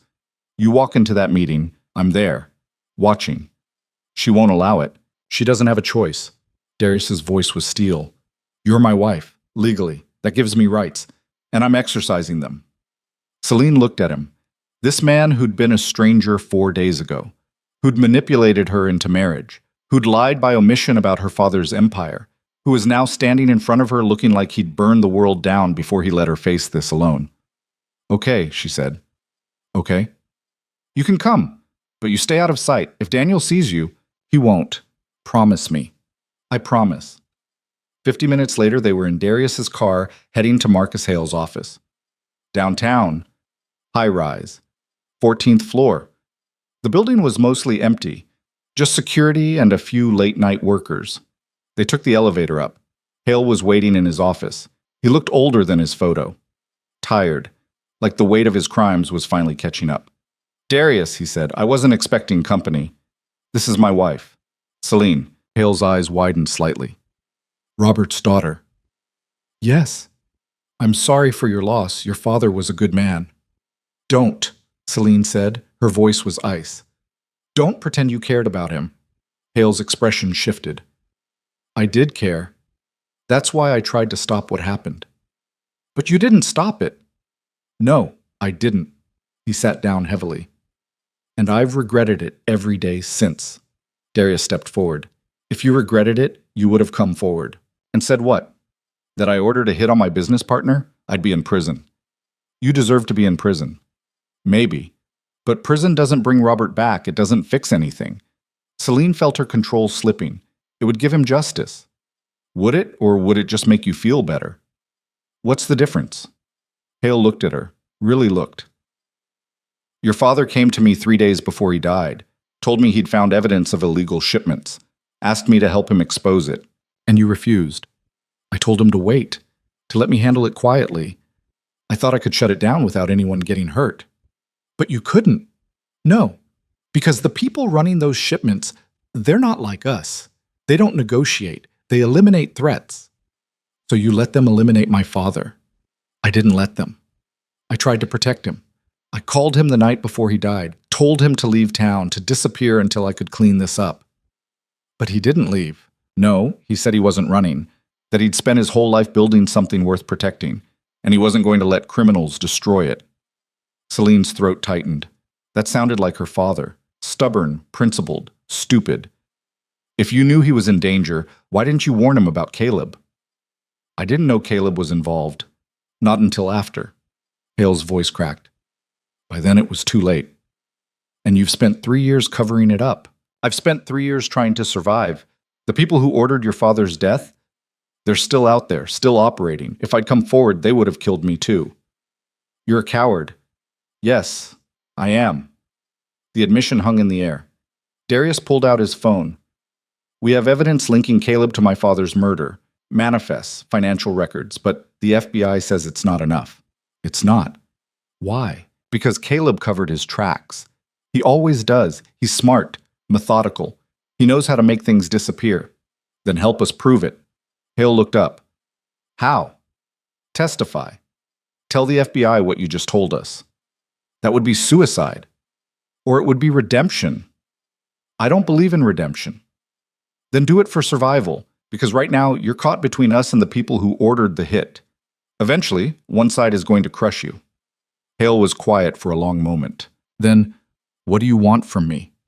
"Everything. Names, locations, how the operation works, who's running it. And in exchange, we keep you alive, and we make sure when this goes public, you're a witness, not a defendant." "You can't promise that." "No, but it's better odds than you have now." Hale stood, walked to his safe, opened it, pulled out a thick folder, handed it to Darius. "This is everything. Shipping routes, financial records, communications with the people running the operation." Celine's heart raced. "Why are you giving us this?" "Because I'm tired, and because your father deserved better." Hale looked at her. "He was trying to do the right thing, and it got him killed. The least I can do is make sure it wasn't for nothing." Darius flipped through the folder. His expression changed. This is everything we need." "I know. Why now? Why not 3 years ago?" "Because 3 years ago I was scared. Now I'm just exhausted." Hale sat back down. "Do what you need to do. I'll cooperate." Celine felt something shift. They had him. They actually had him. "Who ordered the hit?" she asked.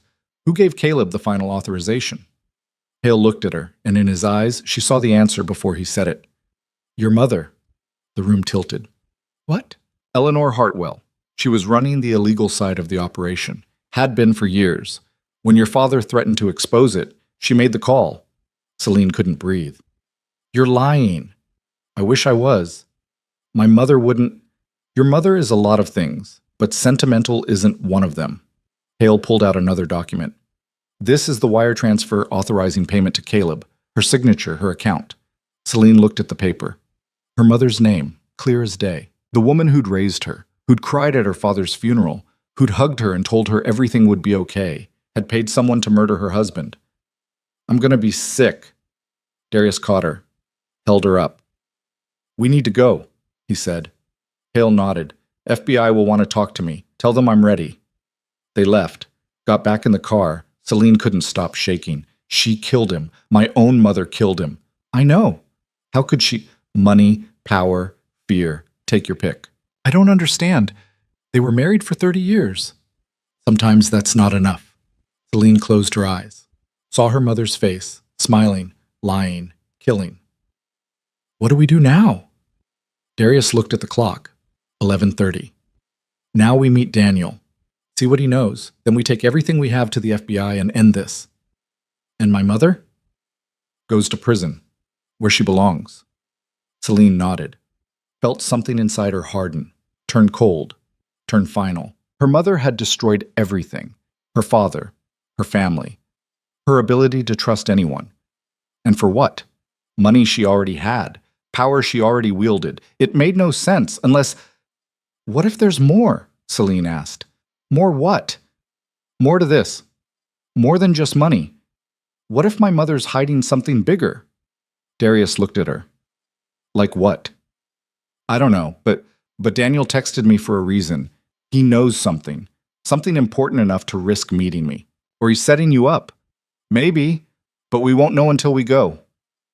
The car pulled up to Pier 22. Empty. Dark. Just the sound of water lapping against concrete. Rhodes was already there, hidden in a surveillance van. She came out when she saw them. You're early. We brought something, Darius said, handed her Hale's folder. Rhodes flipped through it. Her eyes went wide. Holy shit. Marcus Hale is ready to testify. Everything's in there. This changes everything. Rhodes looked at Celine like, with this we can arrest Caleb, your mother, everyone involved. Good. But we still need to be careful with Daniel. He could be working with them.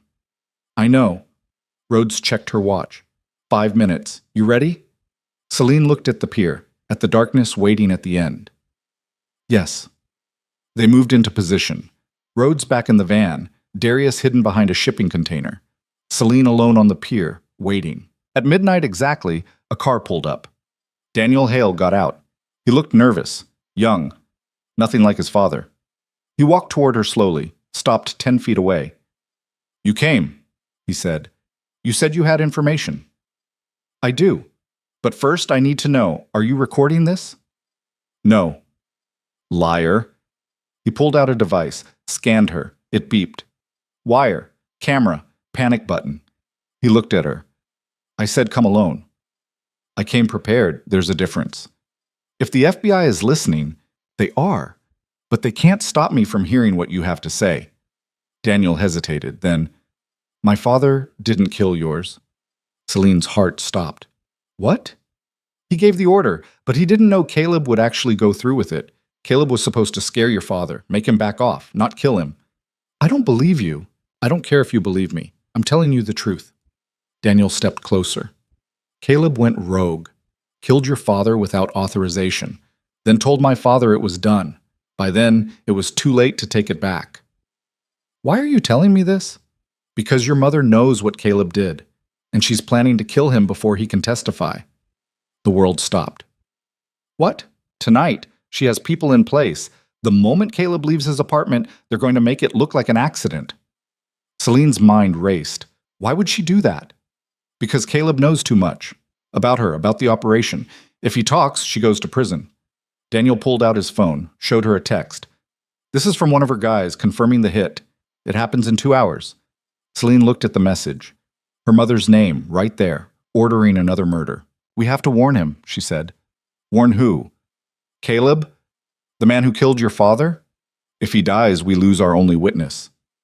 You have my father. He'll testify. Your father's testimony won't be enough. We need Caleb alive. Daniel shook his head. You save him, and he walks. He'll make a deal. Turn witness.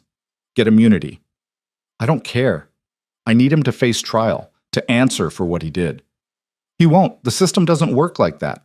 Celine pulled out her phone, called Rhodes. We have a problem. Eleanor Hartwell is planning to kill Caleb. Tonight. We need to get him into protective custody. Now. Rhodes's voice was sharp. How do you know this? Daniel just told me. He has proof. A pause.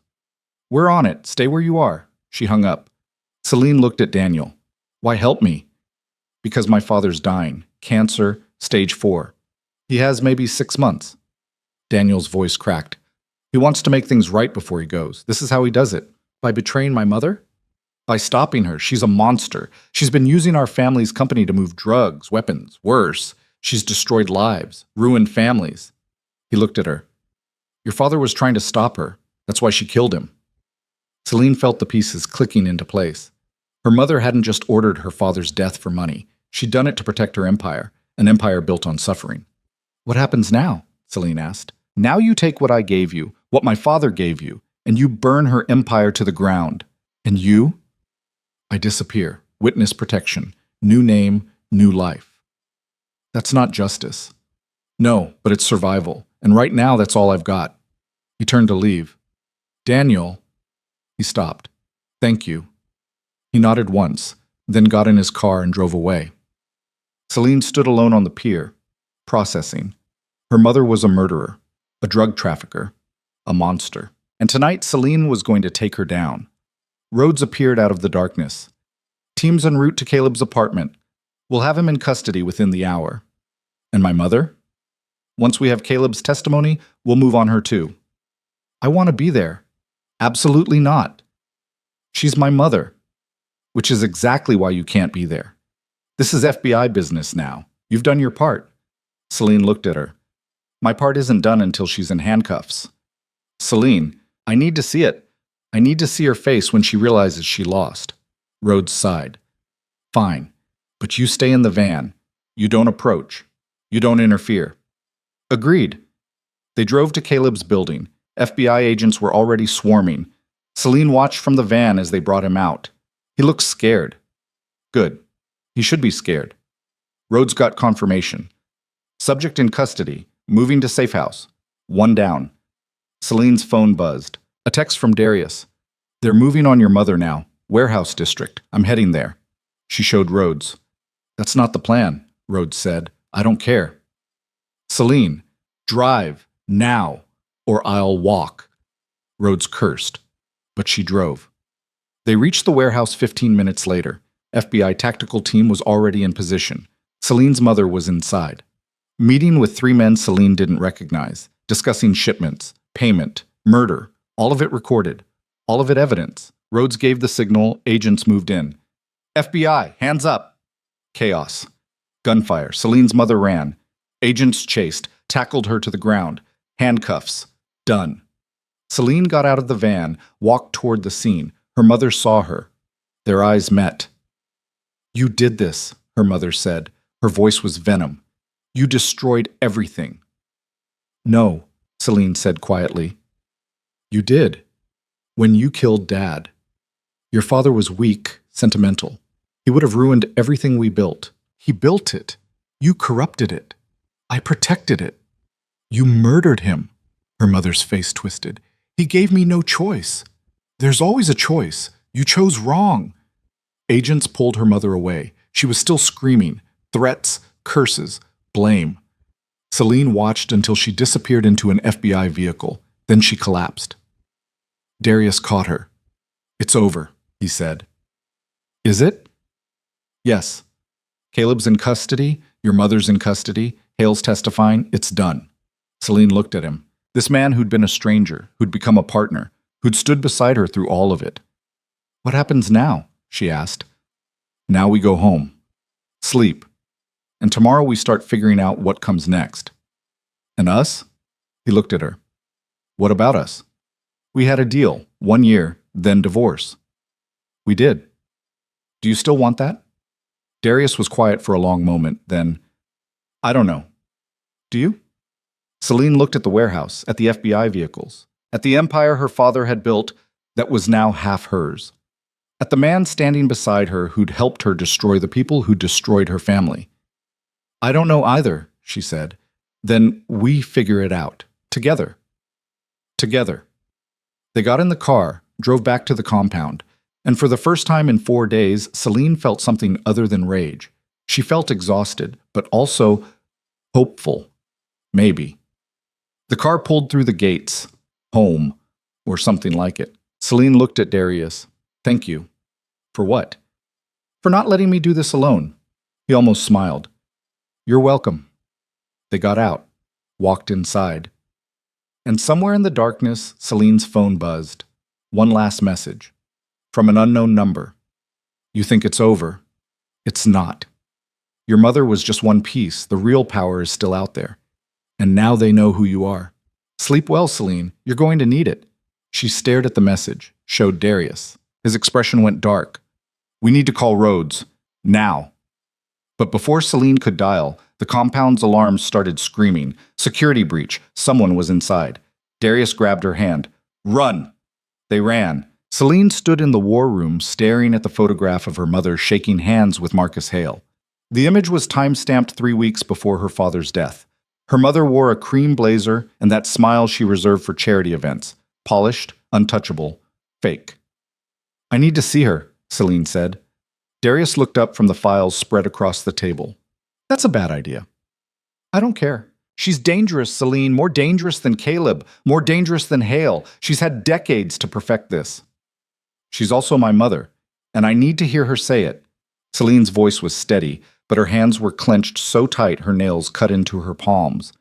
I need to look her in the eye and hear her admit she killed him. And then what? Then I decide whether to turn her in or bury her myself. Darius stood, walked around the table until he was directly in front of her. You're not a killer. How do you know? Because if you were, Caleb would already be dead. She met his eyes. Maybe I'm just patient. He studied her face for a long moment. Then he pulled out his phone. I'll arrange the meeting, but I'm coming with you. No, this is between her and me. She'll have security, lawyers, an exit strategy for every scenario. Then I'll be smarter. Celine, this isn't negotiable. Her voice went cold. You've had 3 years to hunt her down. You didn't. Because deep down, you knew what telling me would do, what it would turn me into. She stepped closer. Well, congratulations. You created exactly what you needed. Someone ruthless enough to finish this. So, let me finish it. Darius's jaw tightened. But he didn't argue. He made the call. 20 minutes later, it was arranged. Her mother would meet her tomorrow. Noon, at the family estate, the house where Celine had grown up, where her father had lived, where her mother had planned his murder. Celine barely slept that night. She lay in the guest room watching the ceiling, her mind replaying every moment from her childhood. Her mother reading to her before bed, teaching her to ride a bike, crying at her high school graduation. All of it real. All of it lies. Both things could be true. That was the part that made her sick. Her mother had loved her, and her mother had killed her father. Not for survival, not for protection, for profit. At dawn, Celine got up, showered, dressed in black, no jewelry, no makeup beyond what was necessary to look composed. She looked like she was going to a funeral. In a way, she was. Darius was waiting downstairs with coffee and a handgun. Take it, he said. She looked at the weapon, small, compact, deadly. I'm not shooting my mother. Then don't. But if Hale shows up, or if this goes sideways, I want you armed. Celine took the gun, slipped it into her purse. It felt heavier than it should. The FBI is ready to move on Caleb this afternoon, Darius said. By tonight, he'll be in custody. Hale will follow within 48 hours. And my mother? That depends on what happens today. Celine nodded. They drove to the estate in silence. The gates opened automatically. Celine's mother had kept her security clearance active. Even now, even after everything, the house looked exactly the same. Cream stone facade, manicured gardens, fountain in the circular driveway. Picture perfect. Hollow. Celine got out of the car alone. Darius stayed behind, 1 block away, listening through the wire she wore under her blouse. She walked to the front door. It opened before she could knock. Her mother stood in the doorway. Silk blouse, tailored pants, hair perfectly styled. She looked like she'd just stepped out of a magazine shoot. Celine! What a surprise! Her mother's smile was warm, practiced. I heard about your wedding. Quite the spectacle. Can I come in? Of course, darling. She stepped aside. I was just having tea. Join me. Celine walked into the house where she'd spent 18 years of her life. Everything was the same. The furniture, the art, even the smell, lilac and lemon polish. Her mother led her to the sunroom. Tea was already set, 2 cups. She'd been expecting this visit. Sit, her mother said. You look exhausted. Marriage to Darius Kwan must be quite taxing. Celine sat. You know who he is? Of course I do, your father's old partner. Her mother poured tea with steady hands. I was wondering when he'd make his move. I'm surprised it took him this long. He's been investigating you. I know. Her mother added sugar to her cup, stirred. He's been very thorough, almost admirable. He has evidence, financial records, photos, testimony. Does he? Her mother took a sip. How fascinating. Celine's hands clenched under the table. You're not even going to deny it. Deny what, darling? That you killed Dad. Her mother set down her teacup, dabbed her lips with a napkin. When she looked up, her expression hadn't changed. Your father was a good man, but he was also naive. He thought he could build an empire and keep his hands clean. That's not how the world works. Celine's chest tightened. So you admit it? I'm not admitting anything that could be used against me in court. I'm simply having a conversation with my daughter. Her mother leaned back. You want to know what happened? Fine, I'll tell you. But you need to understand the context. There's no context that justifies murder. No? Let me paint you a picture. Her mother's voice was calm, almost gentle. Your father built a shipping empire, legitimate routes, legal cargo. But running a clean operation in a dirty industry? That's expensive. Competitors undercut us. Regulators bled us dry. We were losing money, millions, every quarter. So you started trafficking. I started being practical. There were people willing to pay premium rates for discreet shipping. I provided that service. Your father never knew. For years, it worked perfectly. Until he found out. Until he started asking questions he should have left alone. Her mother's expression hardened. He found a discrepancy in one of the manifests, started digging, threatened to go to the authorities. Do you understand what that would have done to the business, to our family, to you? Don't you dare make this about protecting me. But it was, partly. Her mother reached across the table, touched Celine's hand. If your father had exposed the operation, we would have lost everything. The house, the money, your trust fund, your future. I couldn't let that happen. Celine yanked her hand away. So you had him killed. I made a decision. A hard one, but necessary. You had your husband murdered. I had a liability removed. Her mother's voice didn't rise, didn't waver. And I made sure it looked like an accident. Clean, no investigation, no scandal. You were protected. The business survived. Everyone moved on. Except Dad. He's dead. Yes, and that's unfortunate, but he made his choice. I made mine. Celine stood. Her legs shook, but she forced herself to stay upright. You're a monster. I'm a survivor. There's a difference. Her mother stood as well. You think you're different? You married a stranger to access your trust fund. You destroyed Caleb publicly. You've been working with Darius to dismantle my operation. You're not innocent, Celine. You're just newer at this. I'm nothing like you. You're exactly like me. You just haven't accepted it yet. Celine's hand moved to her purse, to the gun. Her mother noticed. Are you going to shoot me? I'm thinking about it. Go ahead. But know this. If I die, everything I've built activates a dead man's switch. Every illegal shipment, every bribe, every dirty secret, it all gets released, including the parts that implicate your father. Celine froze. What? Did you think he was completely clean? He knew about some of it, turned a blind eye to certain routes, took payments he shouldn't have. Not enough to be criminal, but enough to destroy his reputation. You're lying. Am I? Ask Darius. He found the same records I did. Your father wasn't a saint, darling. He was a businessman who made compromises just like everyone else. Celine felt the world tilt. Her mother smiled. So if you expose me, You expose him. His legacy becomes mine. Is that really what you want? You planned this. All of it. I planned for everything. It's why I'm still standing. Her mother sat back down, picked up her tea. Now, you have a choice. Walk away. Let this go. Keep your father's reputation intact, or destroy both of us and gain nothing. Celine's hand stayed on the gun. Her mother watched her with calm, measuring eyes. What's it going to be? Celine pulled out her phone, hands shaking, opened the recording app. Every word her mother had said was saved, time-stamped, encrypted, uploaded to a cloud server Darius controlled. Her mother's expression finally cracked. You recorded this. Every word. That's illegal, inadmissible in court. I don't care about court. I care about the truth. Celine's voice was steady now. And now everyone will know what you are. Her mother stood. If you release that, your dead man's switch activates. Fine. Let it. I'd rather the world know my father made mistakes than let you keep pretending you're untouchable. You'll destroy his memory. You already did that when you killed him. Her mother's face went cold. You're making a mistake. The only mistake I made was thinking you were capable of loving anyone more than yourself. Celine turned and walked toward the door. Her mother's voice followed her. You'll regret this.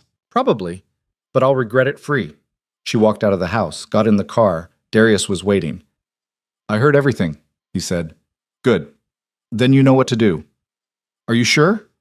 Once we release this, I'm sure. Send it to the FBI, the media, anyone who'll listen. Darius pulled out his phone, made the call. Celine watched the house recede in the rearview mirror. Somewhere inside, her mother was making calls, activating contingencies, trying to contain the damage. But it was too late. The recording was already spreading. By that evening, every major news outlet had the story. By midnight, her mother was in federal custody. Caleb was arrested at his apartment. No fight, no dramatic escape, just handcuffs and a perp walk captured by a dozen cameras. Marcus Hale tried to run, made it as far as his private jet before FBI agents stopped him on the tarmac. Daniel Hale was arrested at his office. He confessed within an hour, gave up names, locations, everything. The entire network collapsed in 72 hours. And Celine watched it all happen from the compound. Darius kept her updated, showed her the arrest warrants, the news coverage, the federal indictments. It should have felt like victory. Instead, it felt like standing in the ruins of everything she'd ever known. 3 days after her mother's arrest, Ivy showed up at the compound. Security tried to stop her. She pushed past them and found Celine in the war room. You look like hell, Ivy said. I feel like it. Ivy sat down. I saw the news. Your mother, Caleb, all of it. Yeah. Are you okay? Celine laughed. It sounded broken. My mother killed my father. My ex-fiancé helped. And I just spent the last week becoming someone I don't recognize to take them down. So no, I'm not okay. Ivy reached across the table, took her hand. But you survived. Did I? Because I'm not sure what's left. You're left, the real you, under all the armor. Celine looked at their joined hands. I don't know who that is anymore. Then figure it out. You have time now. Do I? Celine gestured to the files, the maps, the empire her father had built and her mother had corrupted. I own half of this. Darius owns the other half. We're legally bound for a year, and after that, you decide what comes next. Celine pulled her hand away. I can't run this. I don't know how. So learn, or sell it, or burn it down and start over. Ivy's voice was firm. But don't let what they did define what you become. It already has. No. It showed you what you're capable of. That's different. Celine looked at her friend. You still see me, after everything. I see you more clearly than ever. Ivy stood. And whenever you're ready to come back to the real world, I'll be there. She left. Celine sat alone in the war room. The walls were covered in evidence that no longer mattered. The investigation was over. The arrests were made. Justice, such as it was, had been served, and she was left with nothing but choices. Darius found her there an hour later. The FBI wants a statement, he said, about your mother, about the network. Tell them I'll cooperate, fully. They're also asking about us, the marriage, whether it was legitimate. Celine looked up. What did you tell them? That it's complicated. Is it? He sat down across from her. I married you to collect a debt and gain control of your father's assets. You married me to access your trust and escape Caleb. Neither of us did it for love. No. But somewhere in the last week, that changed. Celine's breath caught. Did it? You tell me. Darius's voice was quiet. Because I've spent 3 years hunting the people who killed my best friend. And in 1 week, you accomplished what I couldn't. Not because you're smarter, not because you're more ruthless, but because you cared enough to risk everything. I wanted revenge. So did I. But revenge isn't the same as justice. You understood that. I didn't. Celine studied his face. For the first time since they'd met, he looked tired, human. What are you saying? I'm saying this marriage was supposed to be temporary, transactional, but I don't want it to be anymore. Her heart stuttered. Darius, I'm not asking you to love me. I'm asking you to consider a real partnership, not because of contracts or revenge or empires, but because we work together. Celine didn't know what to say. A week ago, she would have said no without hesitation. But now she'd seen what they could build together, what they could accomplish, what they could survive. I need time, she said finally. Take all you need. We have a year, legally. And after that? After that, we renegotiate. On equal terms. She nodded. Okay. He stood. The FBI's coming tomorrow at 9. Get some rest. He left her alone.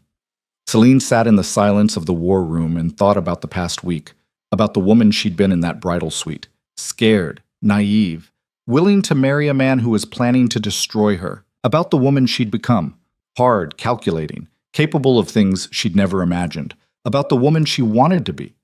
Somewhere between those two versions was the truth, and she had time now to find it. The next morning, she gave her statement to the FBI. Yes, her mother had confessed. Yes, she had evidence. Yes, she would testify. They asked about Caleb, about Hale, about the illegal shipments. She answered every question. When it was over, the lead agent thanked her. You did the right thing, he said. Celine wasn't sure she believed that, but she nodded anyway. 2 weeks later, her mother's trial began. Celine didn't attend. She watched it on the news from the compound, saw her mother in an orange jumpsuit, saw the evidence presented, saw the jury's faces when they heard the recording. Guilty on all counts, 25 years minimum. Her mother would die in prison. Celine turned off the TV, felt nothing. Or maybe she felt everything and had learned to bury it so deep it didn't show anymore. Caleb's trial was shorter. He took a plea deal. 15 years. Eligible for parole in 10. He'd be out before her mother. The irony wasn't lost on Celine. Marcus Hale fought his charges. Lost. Got 30 years. Daniel Hale cooperated. Got 7. The network was dismantled. Assets seized. Routes shut down. It took 6 months. And when it was over, Celine and Darius were left with the legitimate half. The clean routes. The legal operations. The empire her father had actually built. It was worth about $50 million, split evenly between them. They stood in the war room one last time, looking at the empty walls. What do you want to do with it? Darius asked. I don't know. What do you want? I asked you first. Celine smiled. It felt strange on her face, like a muscle she'd forgotten how to use. I think... She paused. I think I want to build something new, something that doesn't have blood on it. Like what? I don't know yet, but I have time to figure it out. Darius nodded. We both do. Are you staying? She asked. In the marriage or in the business? Both. He looked at her, really looked. Do you want me to? Celine thought about it, about the year they'd just survived, about the person he'd helped her become, about the partnership they'd forged in blood and betrayal, and something that might eventually resemble trust. Yes, she said. I do. Then I'm staying. They shook hands. It felt formal, businesslike. But when he didn't let go right away, when his thumb brushed across her knuckles in something that might have been affection, Celine felt something shift. Not love, not yet, but possibility. And that was enough. 6 months after that, Celine sold her half of the shipping empire to a legitimate logistics company. She kept $10 million, invested the rest in a foundation supporting families affected by corporate crime. Darius kept his half, ran it clean, transparent. They stayed married. Not because the contract required it, because somewhere in the chaos and the carnage, they'd learned to depend on each other, and then, gradually, to care. 1 year after the wedding that wasn't, Celine stood in front of a mirror in the compound. She didn't look like the woman who'd walked down that aisle in a power suit. She looked older, harder, but also more real. Darius appeared behind her. The anniversary of our marriage is tomorrow. Legally, we can file for divorce now. I know. Do you want to? Celine turned around, looked at him. This man who'd manipulated her and saved her and shown her exactly what she was capable of. No, she said. Do you? No. Then we don't. He smiled, small, genuine. Just like that? Just like that. He kissed her. Not desperate, not performative, just quiet, real. When they pulled apart, Celine rested her forehead against his. I'm still figuring out who I am, she said quietly. So am I. And this, us, it's not normal. Normal's overrated. She laughed. Yeah, it is. They stood like that for a long moment. Then Darius stepped back. I have something for you. He handed her a folder. She opened it. Inside was a deed to the family estate. I bought it from the federal auction, he said. Thought you might want it back. Celine stared at the document, the house where she'd grown up, where her father had lived, where her mother had planned his death. I don't know if I can go back there. You don't have to. We can sell it, donate it, burn it to the ground if that's what you need. What would you do? Honestly, I'd turn it into something your father would be proud of. A school, a shelter, something that helps people instead of destroying them. Celine looked at the deed, then at Darius. Okay, let's do that. Yeah? Yeah. They spent the next year converting the estate into a training center for young entrepreneurs from low-income backgrounds. Celine funded it entirely, named it after her father, the Robert Hartwell Center for Ethical Business. On opening day, she stood in the sunroom where her mother had confessed to murder and watched 50 students learn about supply chains and financial planning and how to build something without destroying everything around it. Ivy was there. James, her lawyer. Even Marcus, the sound tech from the wedding. Darius stood next to her, hands in his pockets, watching the students with quiet satisfaction.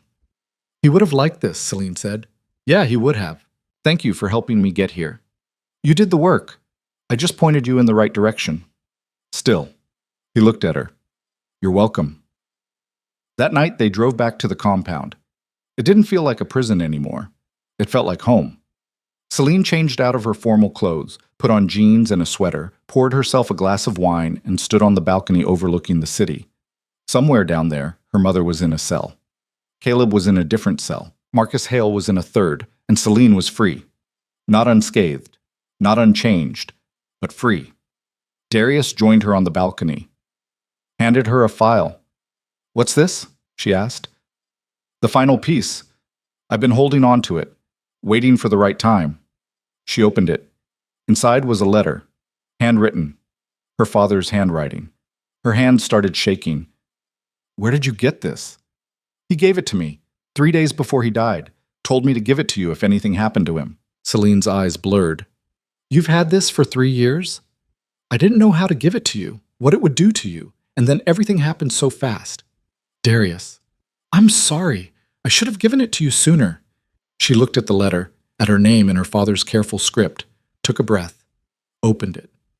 Celine, if you're reading this, I'm gone, and I'm sorry for leaving you, for not being stronger, for not stopping what I knew was coming. Your mother is not who you think she is. I've known for years. Looked the other way because I loved her, because I didn't want to believe it. But I can't ignore it anymore. By the time you read this, I'll have tried to stop her, and failed. I'm writing this to tell you, you are stronger than both of us, smarter than me, more capable than I ever gave you credit for. Whatever happens, whatever you become in the aftermath, don't let this destroy you. Use it, build something better, be better than we were. I love you. I'm proud of you. And I'm sorry I won't be there to see the woman you become, but I know she'll be extraordinary. Dad Celine read it 3 times, then she folded it carefully, held it against her chest, and cried. Not the broken, desperate crying from before, just grief, pure and simple, for the father she'd lost, for the illusions she'd buried, for the innocence she'd never get back. Darius didn't say anything, just stood next to her, let her feel it. When she finally stopped, she wiped her face, looked at him. Thank you for keeping this safe. I'm sorry I didn't give it to you sooner. Don't be. I wasn't ready. She looked at the letter again. I am now. She folded it, put it in her pocket. I'm going to keep this, frame it maybe. Put it somewhere I can see it when I forget why I'm doing all this. Good. They stood in silence for a moment. Then Celine said, I've been thinking. About? About what comes next, after the center, after the trials, after all of this. What do you want? I want to live. Actually, live. Not just survive, not just fight. She turned to face him. I want to build something real with you, not because we're bound by a contract, but because we choose it. Darius's expression softened. I want that too. Even knowing what I'm capable of? Especially knowing that, she smiled. You're kind of twisted, you know that? So are you. That's why this works. He kissed her. And this time, there was nothing calculated about it. No strategy, no manipulation, just two people who'd survived hell and decided to build something on the other side. When they pulled apart, Celine looked out at the city. I'm not the woman I was a year ago. No, you're not. I'm harder, colder, and stronger, more honest. Is that enough? It's more than enough. It's everything. Celine thought about the woman in the bridal suite, the one who'd believed in fairy tales and happily ever afters. She was gone, dead, buried under a year of betrayal and blood and choices that couldn't be unmade. But in her place was someone else, someone who knew the world was cruel and decided to stand in it anyway. Someone who'd lost everything and built something new from the ruins. Someone who'd learned that survival wasn't about avoiding pain. It was about deciding what you'd endure and what you wouldn't. About drawing lines and defending them. About becoming exactly what you needed to be, even when it cost you everything you thought you were. Celine looked at Darius, at the man who'd shown her the darkest parts of herself and stayed anyway. I don't know if we're going to make it, she said quietly. Long term, this marriage, this partnership, all of it. Neither do I. But I want to try. So do I. She nodded. Then let's try. They went inside, closed the door on the past, and started building something that looked like a future. It wouldn't be easy. It wouldn't be clean. But it would be theirs. And that was enough. 2 years later, Celine stood in a courtroom watching her mother's appeal get denied. The judge was firm. The evidence was clear. The sentence would stand. Her mother looked smaller, older, broken. When she saw Celine in the gallery, something flickered in her eyes. Not love, not regret, just recognition. She nodded once. Celine didn't nod back. She stood, walked out, never looked back. Outside, Darius was waiting. How do you feel? He asked. Free. Good. They drove home. The compound had changed, softer now. They'd replaced the stark furniture with things that felt lived in. Added photos, books, a dog that Celine had rescued from a shelter. It looked like a home, felt like one too. That night, they had dinner on the balcony, talked about the center, about the new shipping routes Darius was opening, about the foundation Celine was expanding. Normal things, boring things, beautiful things. When they finished, Celine leaned back in her chair and looked at the stars. Do you ever think about that day? The wedding? Sometimes. Do you regret it? Darius thought about it. No. Do you? No. She looked at him. I regret trusting Caleb. I regret not seeing my mother for what she was. But marrying you? That I don't regret. Even though I manipulated you into it? Even though, she smiled, because you also gave me the tools to survive it, and everything that came after. We gave each other that. Yeah, we did. They sat in comfortable silence, and for the first time in 3 years, Celine felt something she'd thought she'd lost forever. Peace. Not the absence of pain, but the presence of purpose. The knowledge that she'd survived the worst and come out stronger, that she'd faced her demons and won, that she'd become exactly who she needed to be. Not perfect, not innocent, but real and alive and free. She reached across the table, took Darius's hand. Thank you, she said quietly. For what? For being exactly what I needed, even when I didn't know I needed it. He squeezed her hand. You did the same for me. They sat like that, hands joined, eyes on the city below. Two people who'd started as strangers and become something neither of them had expected. Partners. Equals. Maybe even something more. The future stretched ahead. Uncertain.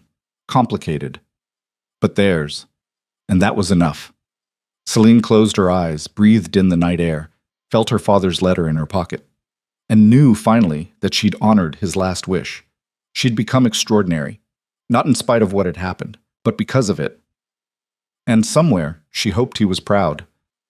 The wind shifted, the city lights flickered, and Celine Hartwell, survivor, fighter, heir to an empire built on secrets and reborn in truth, smiled, because she'd learned the hardest lesson of all, that sometimes the only way to save yourself is to destroy everything you thought you were and build something new from the ashes.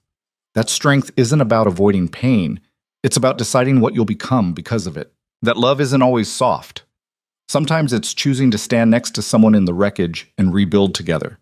And that justice, real justice, isn't about revenge. It's about making sure the people you love didn't die for nothing. She'd done that, finally, completely. And now she could rest. Not forever, but for tonight. Tomorrow would bring new challenges, new choices, new battles. But tonight, she was just Celine. Not a victim, not a weapon. Just a woman who'd survived hell and decided to keep living anyway. And that was the greatest victory of all.